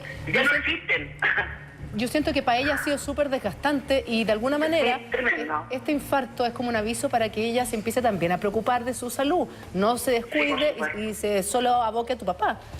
Y fue súper fuerte, te digo, que igual fue un miocardio con 4 bypass, si no es menor. No es menor, pues. Que nosotros estemos medio curtidos, ¿cómo se dice la palabra en chileno? Un poco, pero igual ha sido tremendo y un golpe bajo. ¿Pero puedo volver a lo de la doctora Cordero? Sí, por supuesto. Sí. Mira, las personas que conocen a mi padre directamente, amigos, no estoy hablando de la gente de televisión, amigos, saben que mi papá no es que no tome, es abstemio. Sí. Más encima, claro. O sea, no estoy hablando de que lo tomizo, que da lo mismo si no me importa. Tú estás haciendo... Pero mi papá es abstemio y no fuma. Más encima, súper sano entonces. O sea, ¿de quién estáis hablando? ¿Sabéis cuál es su gran pecado, gallo? Comer. Claudia, te habla Felipe Vidal. Entiendo que vas manejando, ¿no es verdad? ¿Vas conduciendo? ¿Vas manejando? ¿Vas conduciendo en este minuto? Sí, voy para el hospital. Te podemos pedir solo unos segundos si es que tienes la posibilidad de poder estacionarte en algún punto para poder mejorar la comunicación, porque tú nos estás diciendo cosas súper interesantes, súper relevantes, y que nuestro público obviamente... Estoy parado en la puerta de la casa de mi mamá recogiendo a mi hija. Gracias, Claudita. Oye, Claudia, ¿cómo está tu viejo? ¿Cómo está tu papá? Mi papá a veces un poco mejor que otros días, a veces más somnoliento, ha estado un poquito más delicado los últimos días, pero ahora estos 3 días últimos ha estado mejor, ha recuperado más conciencia, no tiene convulsiones, está tratando de despertar, pero esto es irreversible. Hay que tenerlo con amor, con cuidado, y eso es lo que nosotros hacemos día a día, nada más. Oye, Claudia, te habla Juan Andrés Salfate. Una pregunta. Nosotros teníamos entendido que tu papá había estado sedado por... ¿Sí? Sí, ¿cómo está ahí? Quiero saludarte primero y toda mi admiración. No, maestra, muchas gracias. Maestrísima, yo que soy un admirador de tu padre, te quería preguntar, pues teníamos entendido que en los últimos días, producto de una infección, había estado bastante sedadito, bien dormido. ¿Él llegó a saber lo que le pasó a tu mamá? No, para nada. Para nada, no. No, mi papá no tiene conciencia de eso. No. Sí, hay que blindarlo, ¿cierto? Mejor cuidarlo de cualquier contratiempo. No tiene conciencia. No está consciente. O sea, no está consciente como para que uno le pueda explicar algo. ¿Me entiendes? Sí, Esa es la realidad. Claudia, ¿cómo se sobrelleva este tipo de situaciones con tu viejo tan complicado, con tu mamá ahora con este infarto y con estas declaraciones que la verdad que, bueno, a uno como familia me imagino lo traspasan, ¿no? No tengo idea, Andrés, no tengo idea. ¿Sabéis qué? Yo creo que la vida te va ayudando día a día, la familia, el amor que sentís por ellos, etcétera, pero darte una receta, te juro que no se la doy a nadie. Claudia, y quizás por eso mismo quizás te llegan mal las palabras de la doctora Cordero de este análisis que tú dices que escuchaste en una radio hablar de que tu papá consumía alcohol. Obvio. Además que tú, como hijo, no estás en una posición fácil. Yo, de verdad, o sea, trato de entender, es un proceso tremendamente complejo. Entiendo que tu mamá pronto la podrían dar de alta, ¿o no? No, para nada. No está en ningún caso. Piensa que la operaron ayer y bueno... Tenemos esos 48 horas primero de una importante operación al corazón con 4 bypass y tenemos que esperar primero. Sí. Ahora, oye, Claudia, perdón. Hasta ahora, anoche estaba bien, pero más que eso... Sí. Todavía estaba esperando, pues ahora voy para allá, mira, estoy echándole encima una bomba. Me imagino. Oye, Claudita, y por lo tanto tú te has tenido que convertir en el relevo de tu mamá, ¿o cuántas otras personas lo están ayudando? Porque yo me imagino que amigos deben estar por montones. Yo pensaba, si que en el momento que ustedes hagan una solicitud de ayuda pública, yo voy a estar ahí obviamente en una larga fila de personas, digamos, dispuestas a ayudarle en todo lo que haga falta. Perdón, no te escuché, ¿no puedes repetir? Disculpa. Sí, que sí, te preguntaba por un lado si que tú estás haciendo el relevo de tu mamá en estos momentos y cuántas personas ayudan a contener a tu padre y en estos momentos tu mamá también, y que ante cualquier solicitud de ayuda yo creo que habría una larga fila en donde yo también me incluyo para todo lo que sea necesario. Mira, yo no sé si la palabra es relevo, no sé. Pero nosotros siempre hemos cumplido un rol y lo vamos a seguir siendo por amor de familia, chiquillos. Yo por lo menos sí lo entiendo, así me lo enseñaron, no lo veo como una receta, no lo veo como relevo, no lo veo, es el deber de cada hijo de este país. Claudia, una pregunta. Hablas con Yulisa del Pino. ¿Cómo estás? Hola. Hola. Oye, bueno, me imagino que toda esta situación dolorosa para toda la familia, obviamente ponerle hombro, ustedes como hijos, pero me imagino también que la cantidad de deuda, el tema económico debe ser tremendo. Entonces te pregunto, ¿hay gente que se ha acercado a ofrecerles ayuda, a hacer, no sé, cosas benéficas, como para poder apalear esta situación? No. ¿No? Somos personas ordenadas. Con una clínica maravillosa, la cual nos quiere mucho mi padre, sin duda, y por supuesto que hay una ayuda importante en la clínica de Ávila y otra de nosotros, eso está claro. Maravilloso. Es posible. Lógico. No, y además que hablábamos también que una pieza de una clínica es bastante cara en nuestro país, lamentablemente, más la operación de tu mamá, que por lo menos una operación al corazón, digámoslo, vale un par de millones mínimo. Entonces, claro, es un escenario económico bastante oscuro. ¿Cuánto me dijiste? Por lo menos un par de millones, dije, y eso... que nos ponemos silicón en la boca. Bueno, la de mi hija yo tuve que pagar, ya, no, pero y yo estuve internada 6 meses en una UCI también. 7 millones tranquila. Sí.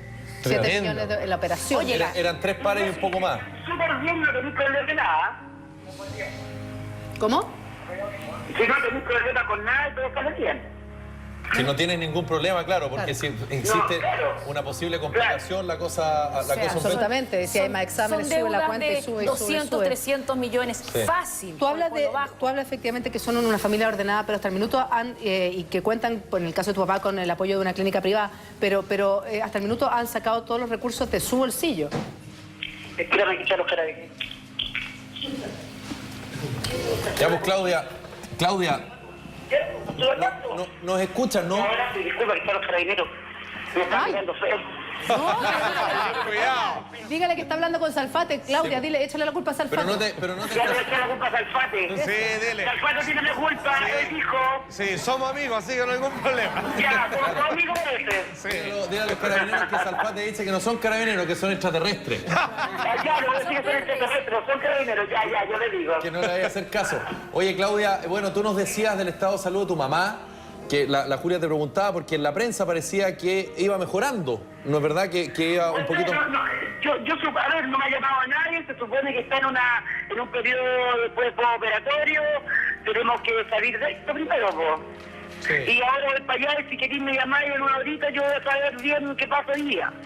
Perfecto, te vamos a llamar. Oye, tú permanentemente estás con tu papá, con tu mamá, vas todo el tiempo a la clínica, los acompañas todo el rato. Todos los días. Aguántame un segundito que la Julia Vial nos tiene que contar algo muy importante y volvemos contigo. ¿Te parece, Claudia? Danos un segundo. Así es, porque llegó el momento más rico del programa, el desayuno con unas ricas tostadas con margarina, pero no cualquier margarina, sino que con la nueva margarina Regimel. Qué rico. Que tiene 65% menos de calorías y grasa total que una margarina regular. Es libre de colesterol y además es la más baja en sodio. Ahora tus tostadas y las de tu familia serán más sanas gracias a la nueva margarina Regimel. Búscala en tu supermercado y comienza a disfrutar la nueva margarina Regimel. Regimel, bien por ti. Fuerte el aplauso para Regimel. Ya estamos conversando con Claudia Pedrero, la hija de Jorge Pedrero. Lo está pasando muy mal. Jorge también, su mamá Gladys del Río, tuvo un infarto hace algunos días y ahora Claudia está conversando con nosotros telefónicamente y va el rumbo a la clínica. Bueno, muchas personas estaban haciendo una pregunta, Claudia, que muchos lo imaginamos así. Todos los que alguna vez comprendieron el grupo del Happening con Ja, los veíamos que funcionaban como una verdadera familia. Exacto, eso sigue siendo hasta el día de hoy. ¿Lo visitan frecuentemente a tu padre y hoy día a tu mamá? Tú sabes, Salfate, que hay amigos y compañeros de trabajo, eso es inevitable. y eso no quiere decir que sea bueno o malo. ¿Ah? Sencillamente hay alguna gente que es tu amiga y otra tu compañera de trabajo. Sí, por supuesto que hay algunas personas de Jardín con Jai que son amigos de mi padre incondicional, la Maite Montenegro, la Gloria Benavides, por supuesto. Es más, debe estar llegando allá. Se bajó del avión y se fue para allá. Ya, perfecto. Ya, pues, con el resto no lo vemos poco, mucho menos. Ya. Y no me interesa. Ya. Ok. Ya, ok. No, los amigos de mi papá están con él. Es que la gente, ¿sabes qué pasa? Que la gente relaciona como que fuera lo único amigo de mi papá y uno tiene vida, otras cosas, pues. Perfecto.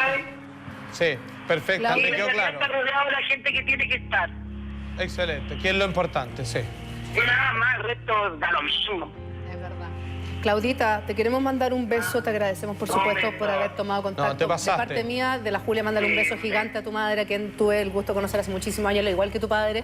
Son grandes personas y todo nuestro apoyo, nuestra energía positiva para que salga adelante. Y ojo, dile a tu mamá que le mando a decir yo que se tiene que cuidar ella también, porque muchas veces... Te lo voy a decir hoy día, te lo prometo. Linda, te mando un beso. Muchas gracias, Muchas gracias por maestra. haber Un besito. hablado con nosotros. A toda tu gente. Un beso a todos, tremendo programa, chiquillos. Súper entretenido. Alfate, love you. Muchas gracias, maestra. Gracias, Un besito. Un Grande, beso. mucha fuerza. Linda la Claudita, bien. Chao, linda, Sí, gracias. lo mejor ella. Oye, la verdad es que por estos días se está viviendo una situación bien complicada. Algunos dicen que capaz que estemos en la antesala de lo que podría ser la Tercera Guerra Mundial.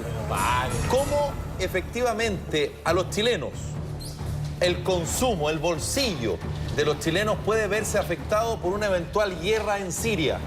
El presidente de Estados Unidos pidió autorización al Congreso para que el Congreso norteamericano finalmente le apruebe una decisión que él aparentemente ya tiene tomada. ¿Va a ir a pelear? Hay armas químicas, el gobierno oficial de ese país la ha utilizado contra los rebeldes, pero ¿cómo nos podría eventualmente afectar a nosotros? Y además se habla de una profecía. Sobre eso y más vamos a conversar, pero a la vuelta de esta pequeña pausa comercial volvemos acá mañana. Nos atañe a todos. Una pausa y ya volvemos. Planteado el tema respecto a la situación de Siria, que eventualmente habría un ataque, no es verdad, inminente. Y bueno, los que estamos acá de este lado del mundo decimos, bueno, ¿cómo eventualmente nos pudiese afectar a la economía doméstica y también a la economía del país? Vamos a la nota y a la vuelta conversamos acá en el estudio de Mañaneros con el economista Javier Latorre.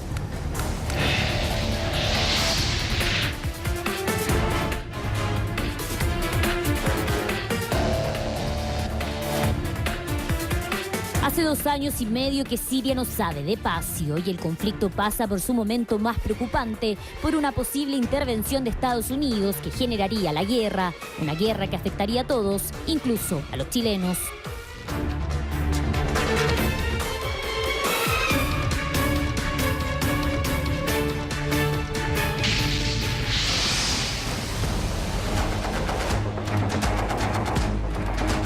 El conflicto en Siria se ve lejano, las impactantes imágenes de destrucción nos conmueven, pero pocos saben que de estallar una guerra, la economía mundial y con ella la nuestra podría irse a pique. Si comienza la guerra, el precio de los combustibles se irá en alza y todos sabemos que al subir los combustibles no solo sube la benzina, sino también el transporte, la comida y el costo de vida en general.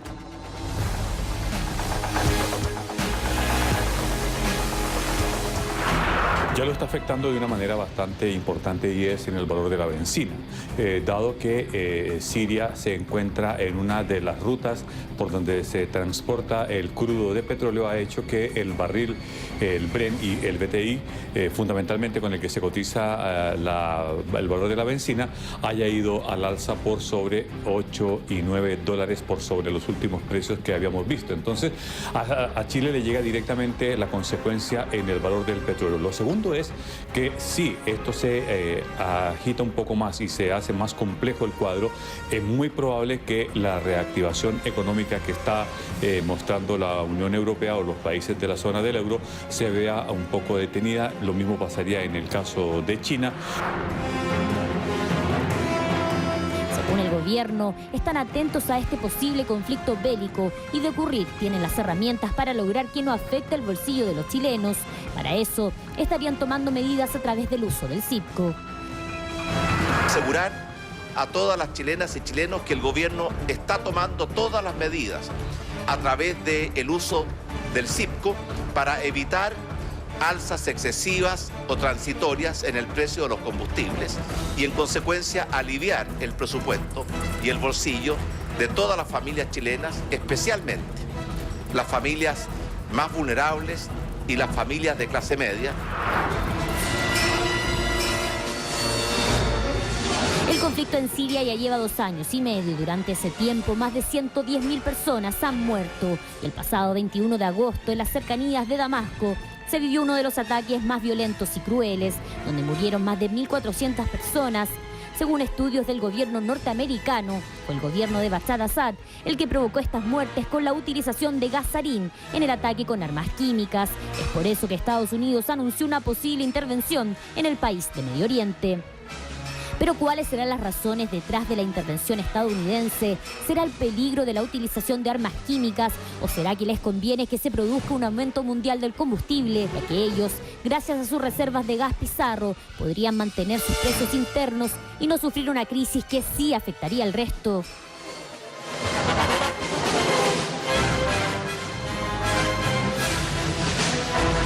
Desafortunadamente, para los intereses de los Estados Unidos no representa, su producción de petróleo es muy precaria, pero sí tiene un antecedente y es que Siria tiene un aliado muy importante que es Irán. Por lo tanto, cuando el presidente Barack Obama habla de no pasar la línea roja, y esto es en el mensaje de la utilización de armas químicas, también le están lanzando una línea roja a Irán. Aquí está haciendo una carambola a Obama y es decirle, yo puedo marcarle una línea roja a Siria, que es la utilización de las armas químicas. Y también a su vez le puedo decir a Irán que no continúe con su plan de armas nucleares, porque si no le puede ocurrir lo mismo. Creo que finalmente los inspectores de la ONU que hicieron todo el levantamiento en terreno van a encontrar una evidencia de uso de armas químicas. Lo que va a ser difícil de detectar es si fueron los integrantes de Bashar al-Assad los que la utilizaron o si fueron los rebeldes, pero le dará la suficiente argumentación para que el presidente Barack Obama quede liberado desde el día 10 de septiembre para iniciar una operación de ataques hacia Siria. Bueno, sí, Chile es importador de combustible, así que siempre vamos a estar un poco sujetos a lo que pasa afuera con el precio de los combustibles, sobre todo lo que pasa afuera, si hay conflictos, si suben otra parte, si hay huracanes. Lo hemos experimentado otras veces. El tema es, lo más probable es que suba, así lo dicen todos los analistas. El tema o lo complejo es que subiría justo en un momento en que los chilenos habitualmente salen a trasladarse por el país, donde hay más gastos como el 18 de septiembre. Obviamente a uno le preocupa y le molesta que la gente tenga que pagar más por la benzina en un país donde ya el combustible está gravado con un impuesto que es bien alto. Las estimaciones son que un 30% de lo que pagamos en benzina lo pagamos en impuestos.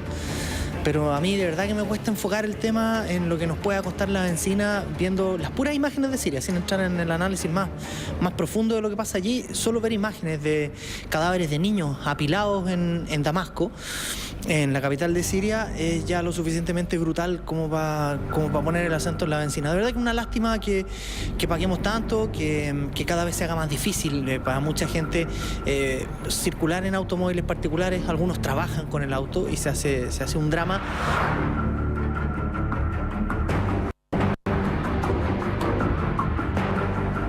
La preocupación mundial por lo que sucede en Siria es tal que incluso el Papa Francisco llamó a través de su Twitter a la paz. Dijo nunca más a la guerra y llamó a todos los hombres de buena voluntad a orar por la paz.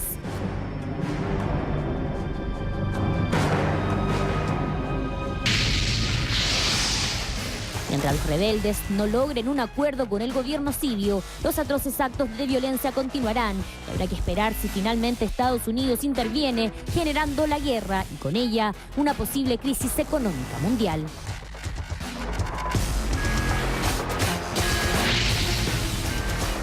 Que nada detenga tu día, prepárate para disfrutar 1000 momentos nuevos con la ropa interior Plenitud Active. Olvídate de la incontinencia y vive 1000 momentos nuevos. Pensada en la anatomía de mujeres y hombres, la ropa interior Plenitud tiene absorción y diseños diferenciados, cada uno su tecnología. Cotton Flex hace que se sienta como algodón y es tan cómoda y discreta que no se nota bajo tu ropa. Conoce toda su línea de soluciones. Para incontinencia, prueba la ropa interior Plenitud y vive 1000 momentos nuevos. Nos hacíamos la pregunta de cómo nos afectaría un posible conflicto bélico en Siria si es que finalmente Estados Unidos decide atacar, y para eso está con nosotros esta mañana Javier Latorre, economista. Gracias, Javier, por estar en Mañana. ¿Cómo estás? Hola, Julita, muy buenos días. Bienvenido. Javier, ¿cómo no nos puede pegar? Lo decía la Beatriz Sánchez respecto a que justo ocurriría... Buen mozo. Está bien. Pues. Tenemos que acordar el ojo nosotros también, pues, ¿o no, Julia? Sí, pero ¿por qué me mete a mí en sus cagüines? Ahora, John Travolta en Fiebre Sábado por la Noche iba en auto. Y para andar en auto tenés que echarle benzina. Y si la benzina sube, Javier, a propósito de lo que pasa en Siria, efectivamente sería el precio de los combustibles y los alimentos lo que nos pegaría directo a propósito de este eventual conflicto. A ver, yo creo que hay que partir haciendo un análisis que es el más general, que es que ninguna guerra o ningún conflicto bélico trae algún beneficio, ni económico, y por favor, o sea, estamos claros que desde el punto de vista humanitario, ni hablar, dejémoslo a un costado, o sea, no beneficia a nadie. Y efectivamente, tal como tú lo señalas, de haber una invasión o de haber una llegada de las fuerzas militares o un ataque, el precio de los combustibles subiría. Efectivamente está en una ruta donde transita el petróleo, principalmente el Brent, no el WTI, que es el que se transa en el Golfo de México. ¿Y sube desde el primer momento? Arrastraría automáticamente. O sea, el día lunes 9 de septiembre sesiona el Congreso norteamericano para dar... en algunos lugares la benzina el litro llega hasta los 1.000 pesos. Aquí estamos hablando de cuánto que podría llegar a subir. Efectivamente, hoy día el petróleo WTI, que es el de referencia para los chilenos, está en torno a $107 el barril. En caso de entrar en un conflicto, esto podría empezar a escalar, llegar sin problema a 110, 115, 120 y eventualmente... Ahora, más, pero el punto... porque eso va a depender de la duración que tenga este tipo de guerra o invasión. Ojalá que no, pero si se llegase a estallar este conflicto, efectivamente sube la benzina para nuestro país, pero también con eso sube todo. Sube el costo de la vida, sube el alimento, sube el transporte, sube absolutamente todo. A ver, efectivamente el combustible tiene una incidencia no menor en el costo de muchas industrias, servicios y también en la producción, por ejemplo, de alimentos. Partiendo por el transporte y otros. Ahora, pasando a ese impacto inicial, hay un elemento que no hay que dejar de mirar, y es que el rendimiento, más que el rendimiento, el funcionamiento de la economía, la capacidad de generar empleo, la capacidad de la economía mundial, me refiero, la verdad que lo que va a traer como consecuencia es una disminución en varios precios de productos transables, entre ellos, por ejemplo, el cobre. O sea, nosotros podríamos ver fenómenos como incremento en el precio del dólar o disminución en el precio de otros valores de referencia a los cuales estamos mirando. Entonces, no es tan claro que el efecto neto sea que tengamos una alza generalizada de precios. O sea, hay un efecto compensación no menor que se produce producto de esta menor actividad de la economía mundial. Europa está débil, Estados Unidos está todavía débil, y enfrentar una guerra Javier, nosotros tiene un costo quisimos poner el parche ante la herida, y de verdad como es una época bastante sensible para todos los chilenos. Se nos viene el 18 de septiembre, hay viajes, efectivamente, mucha gente ya ha planificado poder salir, el transporte sube. Y de por sí suben los precios de los alimentos, sobre la carne. Entonces, eso sumado a un posible conflicto bélico que finalmente se va a saber el próximo 9 de septiembre si el Congreso apoya o no a Barack Obama. Bueno, estamos con Charlie, ¿dónde? En una carnicería, para saber si ya empezó. Congreso de Estados Unidos. ¿Qué tal, muchachos? ¿Cómo están? Porque comenzó septiembre y se viene el 18 con toda la carne a la parrilla, así que acompáñenme por acá para que veamos los precios. Tírate el tiro, muchachos, precio, porque vamos a ver. Tírate el tiro, el precio, el kilo de tapapecho y el kilo de asado al carnicero, al tiro, de una. Maestro, el kilo de tapapecho y el otro, Felipe. El kilo del asado al carnicero. Y el asado carnicero, ¿cuánto estaba menos? 4.498 el kilo. 4.004 aproximadamente. ¿Qué te parece, Felipe? ¿Y los choripán? El choripán, tenemos al chorizo que sale a 2.298 el kilo. Pero Charlie, la pregunta es, ¿ya subieron los precios previos? La pregunta es, ¿ya subieron los precios por el 18 o en el caso que, por ejemplo, afectara este posible conflicto bélico, volverían a subir los precios de nuevo? Maestro, ¿subieron los precios ya para el 18 o todavía no? Hasta el momento no, se mantienen. ¿Cuánto aproximadamente suben los precios? Es que es difícil, es variable. ¿Variable de qué? ¿Un 10%? Sí, puede ser, más o menos. ¿Pero por qué un 10% depende? aproximado. Sí, más o menos. ¿Sí? Mira, a ver si veamos por acá, vamos a conversar con la gente para ver si que le afecta realmente el bolsillo, el precio, el alza quizás de las carnes. Claro, y una de esas, el que vende dice que no ha subido, pero el que compra... Cuéntenos, ¿sube mucho la carne para el 18? No, aquí está relativamente, yo creo que los precios se mantienen. ¿Qué compra él, Charlie? ¿Qué compra usted, caballero? Costillita de todo, filetito. ¿Usted guarda su presupuesto para el 18? De todas maneras. De todas maneras. Sí. Toda la carne a la parrilla con la familia. Nada más. Yo te voy a decir Sí. algo, Charlie. Puede ser que Dime, la carnicería que tú estás no hayan subido los precios, pero yo que soy la reina y la guatona parrillera de mi hogar. Y el pisco sour, no lo olvides. No, de la parrilla. Solo Y el limón subió, Julita. el limón de subió, Vica. sí, efectivamente. Y la vaina. y el Ya, pero el punto básicamente, Charlie, es que por lo menos en algunos supermercados hay algunos cortes que ya se pegaron un alza. ¿Qué quiere que le diga? Gracias, Así es, Charlie. Van subiendo. Gracias. Besitos para Julita, que usted. esté bien. Hay Chao, que, chao. Hay que oye, comprar toda antes. la razón, buen dato. Yo, como buena cocinera, hay que comprar y congelar. Yo congelo hasta el queso, se puede congelar todo. Así que Sí, ya a queso rallado los nomás, pues. choripán, los pedazos de carne, todo. No congela el marido No tengo marido. y al pololo tampoco. Tampoco, así que estoy, por eso estoy ya. buena cara. Pero Oh, Javier fire. está con nosotros. Gracias, Javier, por haber estado con nosotros y por habernos explicado un poquito más esta situación y cómo nos pudiese pegar en la economía doméstica este posible conflicto en Siria. Que ojalá no sea. Exacto. Ojalá. Gracias, Javier. Bueno, oye, ante las preguntas de si esto va a ocurrir o no, si el Congreso finalmente va a dar carta blanca al negro de Barack Obama este próximo 9 de septiembre, algunos ya anuncian que esto va a suceder. ¿Por sí o sí. qué? Hay personas que se basan en la Biblia como instrumento, no solo como una guía espiritual, sino también como un instrumento de profecía. Bueno, yéndose al Antiguo Testamento, sobre todo el profeta Elías, dice él con coordenadas específicas que en algún momento Damasco, hoy día, la capital de Siria, podría convertirse en el punto bélico principal donde 1/3 de la población del mundo podría llegar a desaparecer. No lo digo yo, lo dice la Biblia. Atención con esta nota y comentaba la vuelta. Miren. Y así como hablamos de que Saddam Hussein e Irak iba a ser derrocado, de la misma manera también hablamos de que Siria, Irán, Líbano, también van a estar bajo poderío estadounidense y sus gobiernos van a ser derrocados. Una cruel guerra es la que se está viviendo en Siria, un duro conflicto que ha dejado alrededor de 100.000 muertes, destrucción en las calles y un país sumido en la miseria. Una batalla que misteriosamente estaría escrita desde hace miles de años en la Biblia y que indicarían que con esta disputa estaría por comenzar la temida Tercera Guerra Mundial.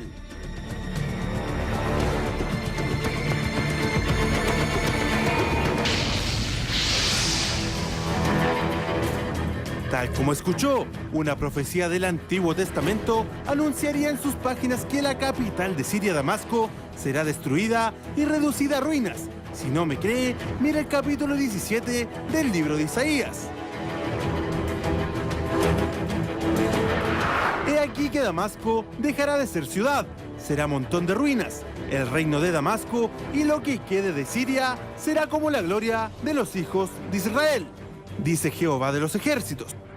Siempre ha habido entre el bien y el mal, la lucha entre la luz y la oscuridad, siempre en esa zona del Medio Oriente donde se supone que algún día existió ahí el paraíso,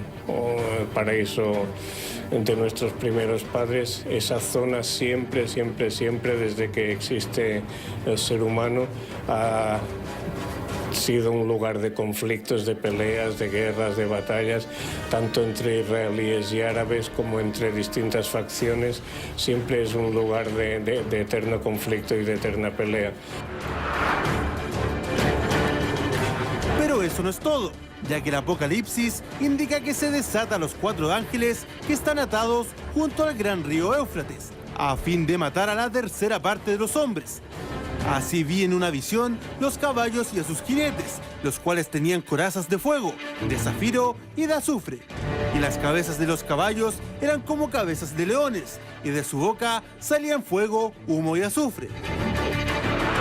No hay que hacer tampoco mucho caso de las profecías porque se han hecho tantas y han fallado tantas que no son tema de confianza, de darles confianza. Precisamente por Siria corre parte importante del río Éufrates, lo que haría inminente que estaríamos frente a precisamente el anuncio del supuesto fin del mundo.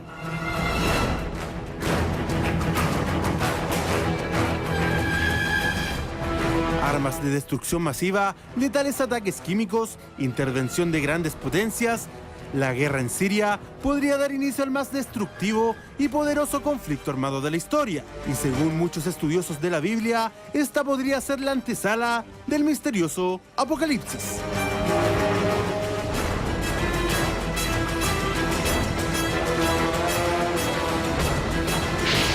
Una pausa y ya volvemos. Bueno, ¿qué es lo que decía la Biblia en específico? El profeta Isaías, uno de los más respetados, un hombre que fue consignado, apuntado con el dedo de Dios para decir cómo tenía que la humanidad enfrentar los últimos tiempos antes del retorno de Cristo, es cuando él dice con nombre y apellido que la ciudad de Siria, a los lados del Éufrates, un tercio de la humanidad podría llegar a desaparecer. A propósito, nos acompaña también Francisco Pulgar, maestro, experto criminalista y todo lo demás. Oye, la verdad que fíjate que los profetas, cuando se refieren a temas tan candentes como estos, por lo general son un poco tangenciales en los textos, están cargados de simbolismos que uno con el tiempo debe aprender a descifrar. Sin embargo, y leo literal, lo que dice: he aquí que Damasco dejará de ser ciudad, será montón de ruinas. Las ciudades de Aroer estarán desamparadas, cesará la fortificación de Efraín, cesará y el reino de Damasco. Todo, obviamente, dormirán en rebaños, una verdadera desgracia y la gloria de los hijos de Israel, le dice Jehová a los ejércitos. Finalmente, en esta llegada, o sea, lo que está refiriéndose él es que la tragedia que va a concurrir acá pasa a través de una guerra, la confrontación de dos ejércitos, tan grande, a tal escala va a ser esto, que obviamente el ojo de Dios va a estar colocado ahí, puesto que un tercio de la humanidad se puede ver comprometido. O sea, no solamente dos ejércitos van a definir el resultado de esta guerra, sino que van a insertarse muchos más países. Y aquí está lo importante. Las fechas. Exactamente, porque ya está decidido más o menos cuáles son los bandos. Sí, pero ojo. Si Rusia, que está molestísimo, que ya dijo, ¿quién es Bush? O sea, perdón, ¿quién es Obama? Es el Paco del mundo, el carabinero del mundo, que nos anda cuidando a todo y que quiere, digamos, por el petróleo, llegar incluso a invadir sin justificación alguna. A propósito de lo mismo. Declaraciones precisamente del presidente sirio, que dice que básicamente si Francia y Estados Unidos deciden atacar a Siria, todo el mundo va a explotar. O sea, mira, es un sistema bastante información de ahora. Por favor. Rusia denuncia uso de misiles en el Mediterráneo e Israel aclara que fue un ejercicio con Estados Unidos. O sea, lo que se está diciendo acá es que Rusia dice: oye, compadre, Israel se está aprovechando de esto y estaría utilizando misiles. Y en esta profecía también aparece el nombre de Israel a propósito de como la gloria de los hijos de Israel. Que se cuadran en esta guerra y que finalmente toman posesión de estos terrenos que han sido materia de conflicto. ¿Cuál es el problema? Que esto es sabido, que de los países que a Estados Unidos le interesan y que ha calificado en muchas oportunidades como el eje del mal y que le quedan por invadir son Siria, Irán, que están al ladito, y finalmente, obviamente, con todo el Islam, y Corea del Norte. ¿Podría ser este el inicio de la Tercera Guerra Mundial? Cuando vemos cómo están distribuidos los bandos, parece que Isaías tenía absolutamente la razón. Esta guerra no es solo entre Estados Unidos y Siria, sino que aquí puede estar China, Rusia, Irán y muchos otros países, y Europa de parte de Alemania y Francia, que apoyan a Norteamérica. Inglaterra, por supuesto, está de más decirlo. Para Estados Unidos, que es un país, como lo señalaba el economista, que es un país que todavía está débil, que está en crisis, ¿sería la posibilidad de que esto fuera una reactivación económica? Porque la guerra también entendamos que es un negocio para algunos. Cada vez que ha estado en problemas Estados Unidos, nada mejor que una guerra, incluidos los asesinatos de presidentes que querían impedirla, como JFK, para reactivar una conciencia social. El estallido, obviamente, digamos, el ataque a las Torres Gemelas. Obviamente ese patriotismo que en donde son otros los que pagan con sus vidas y que sin embargo Estados Unidos intenta reflotarse después de que le debe una cantidad de dinero a China. Qué increíble. Estos grandes economistas defendiendo al gran núcleo comunista hoy en día. Esto hay un desbalance, está la escoba. Y el problema, cómo nos afecta a todos, yo creo que por todos lados. Claro, y la gran pregunta es qué va a pasar después de supuestamente la respuesta de Estados Unidos, si es que se llega a aprobar el próximo 9 de septiembre. Si mira, aquí va a estar la respuesta. ¿Qué va a pasar con la región? Absolutamente. ¿Cómo será que el presidente está pidiendo permiso? Y si nosotros tenemos que creer, porque aquí viene la gran pregunta, ¿tenemos que creer en esta profecía? ¿Se refiere a esto, Isaías, que está quizás a punto de ocurrir? Bueno, si es que esto, el próximo 9 de septiembre, queda nada, esto se lleva a cabo, quiere decir que vamos a tener que poner mucho ojo, mucha atención, porque puede que gran parte del destino de cómo sigamos viviendo aquí en adelante dependa precisamente de esta guerra. Porque hablando de un tercio de la humanidad hoy en día, estamos hablando de más de 2.000 millones de personas que podrían verse afectadas. tremendo. Y eso es solamente guerras de destrucción masiva con bombas, digamos, de esa calaña. Oye, mes de septiembre, qué increíble. Yo no sé si será casualidad, pero qué acontecimientos han pasado en el mundo. Los 11 de septiembre, aquí en nuestro país, 2 de septiembre. Y en Estados Unidos también. También, o sea, yo digo, qué tremendo el mes a nivel mundial. Absolutamente. Bueno, simplemente hay que estar atento a las señales. Esto debió haber ocurrido el jueves pasado, pero ¿cómo será el nivel de importancia y trascendencia que el presidente norteamericano tuvo que pedir permiso al Congreso? Ojalá no pase nada, pero según lo que parece apuntar, lo que dice la Biblia, vamos por mal camino, señores. Ay, Dios mío. Bueno, lamentablemente se nos acabó el programa. Queremos, por supuesto, agradecer a Notel Gen, que siempre ha estado apoyando nuestro programa Mañaneros. Carlito Durán, muchas gracias. Panchito, quedamos pendientes con todo el tema de este lamentable accidente de la angostura. Se nos fue el programa, usted entiende cómo es la tele. Sí, falta mañana. Y a todos ustedes, muchas gracias por su sintonía. Nos reencontramos mañana con más de Mañaneros. Y ahora continúe con Impulso. Chao, que tengan una excelente tarde. Chao.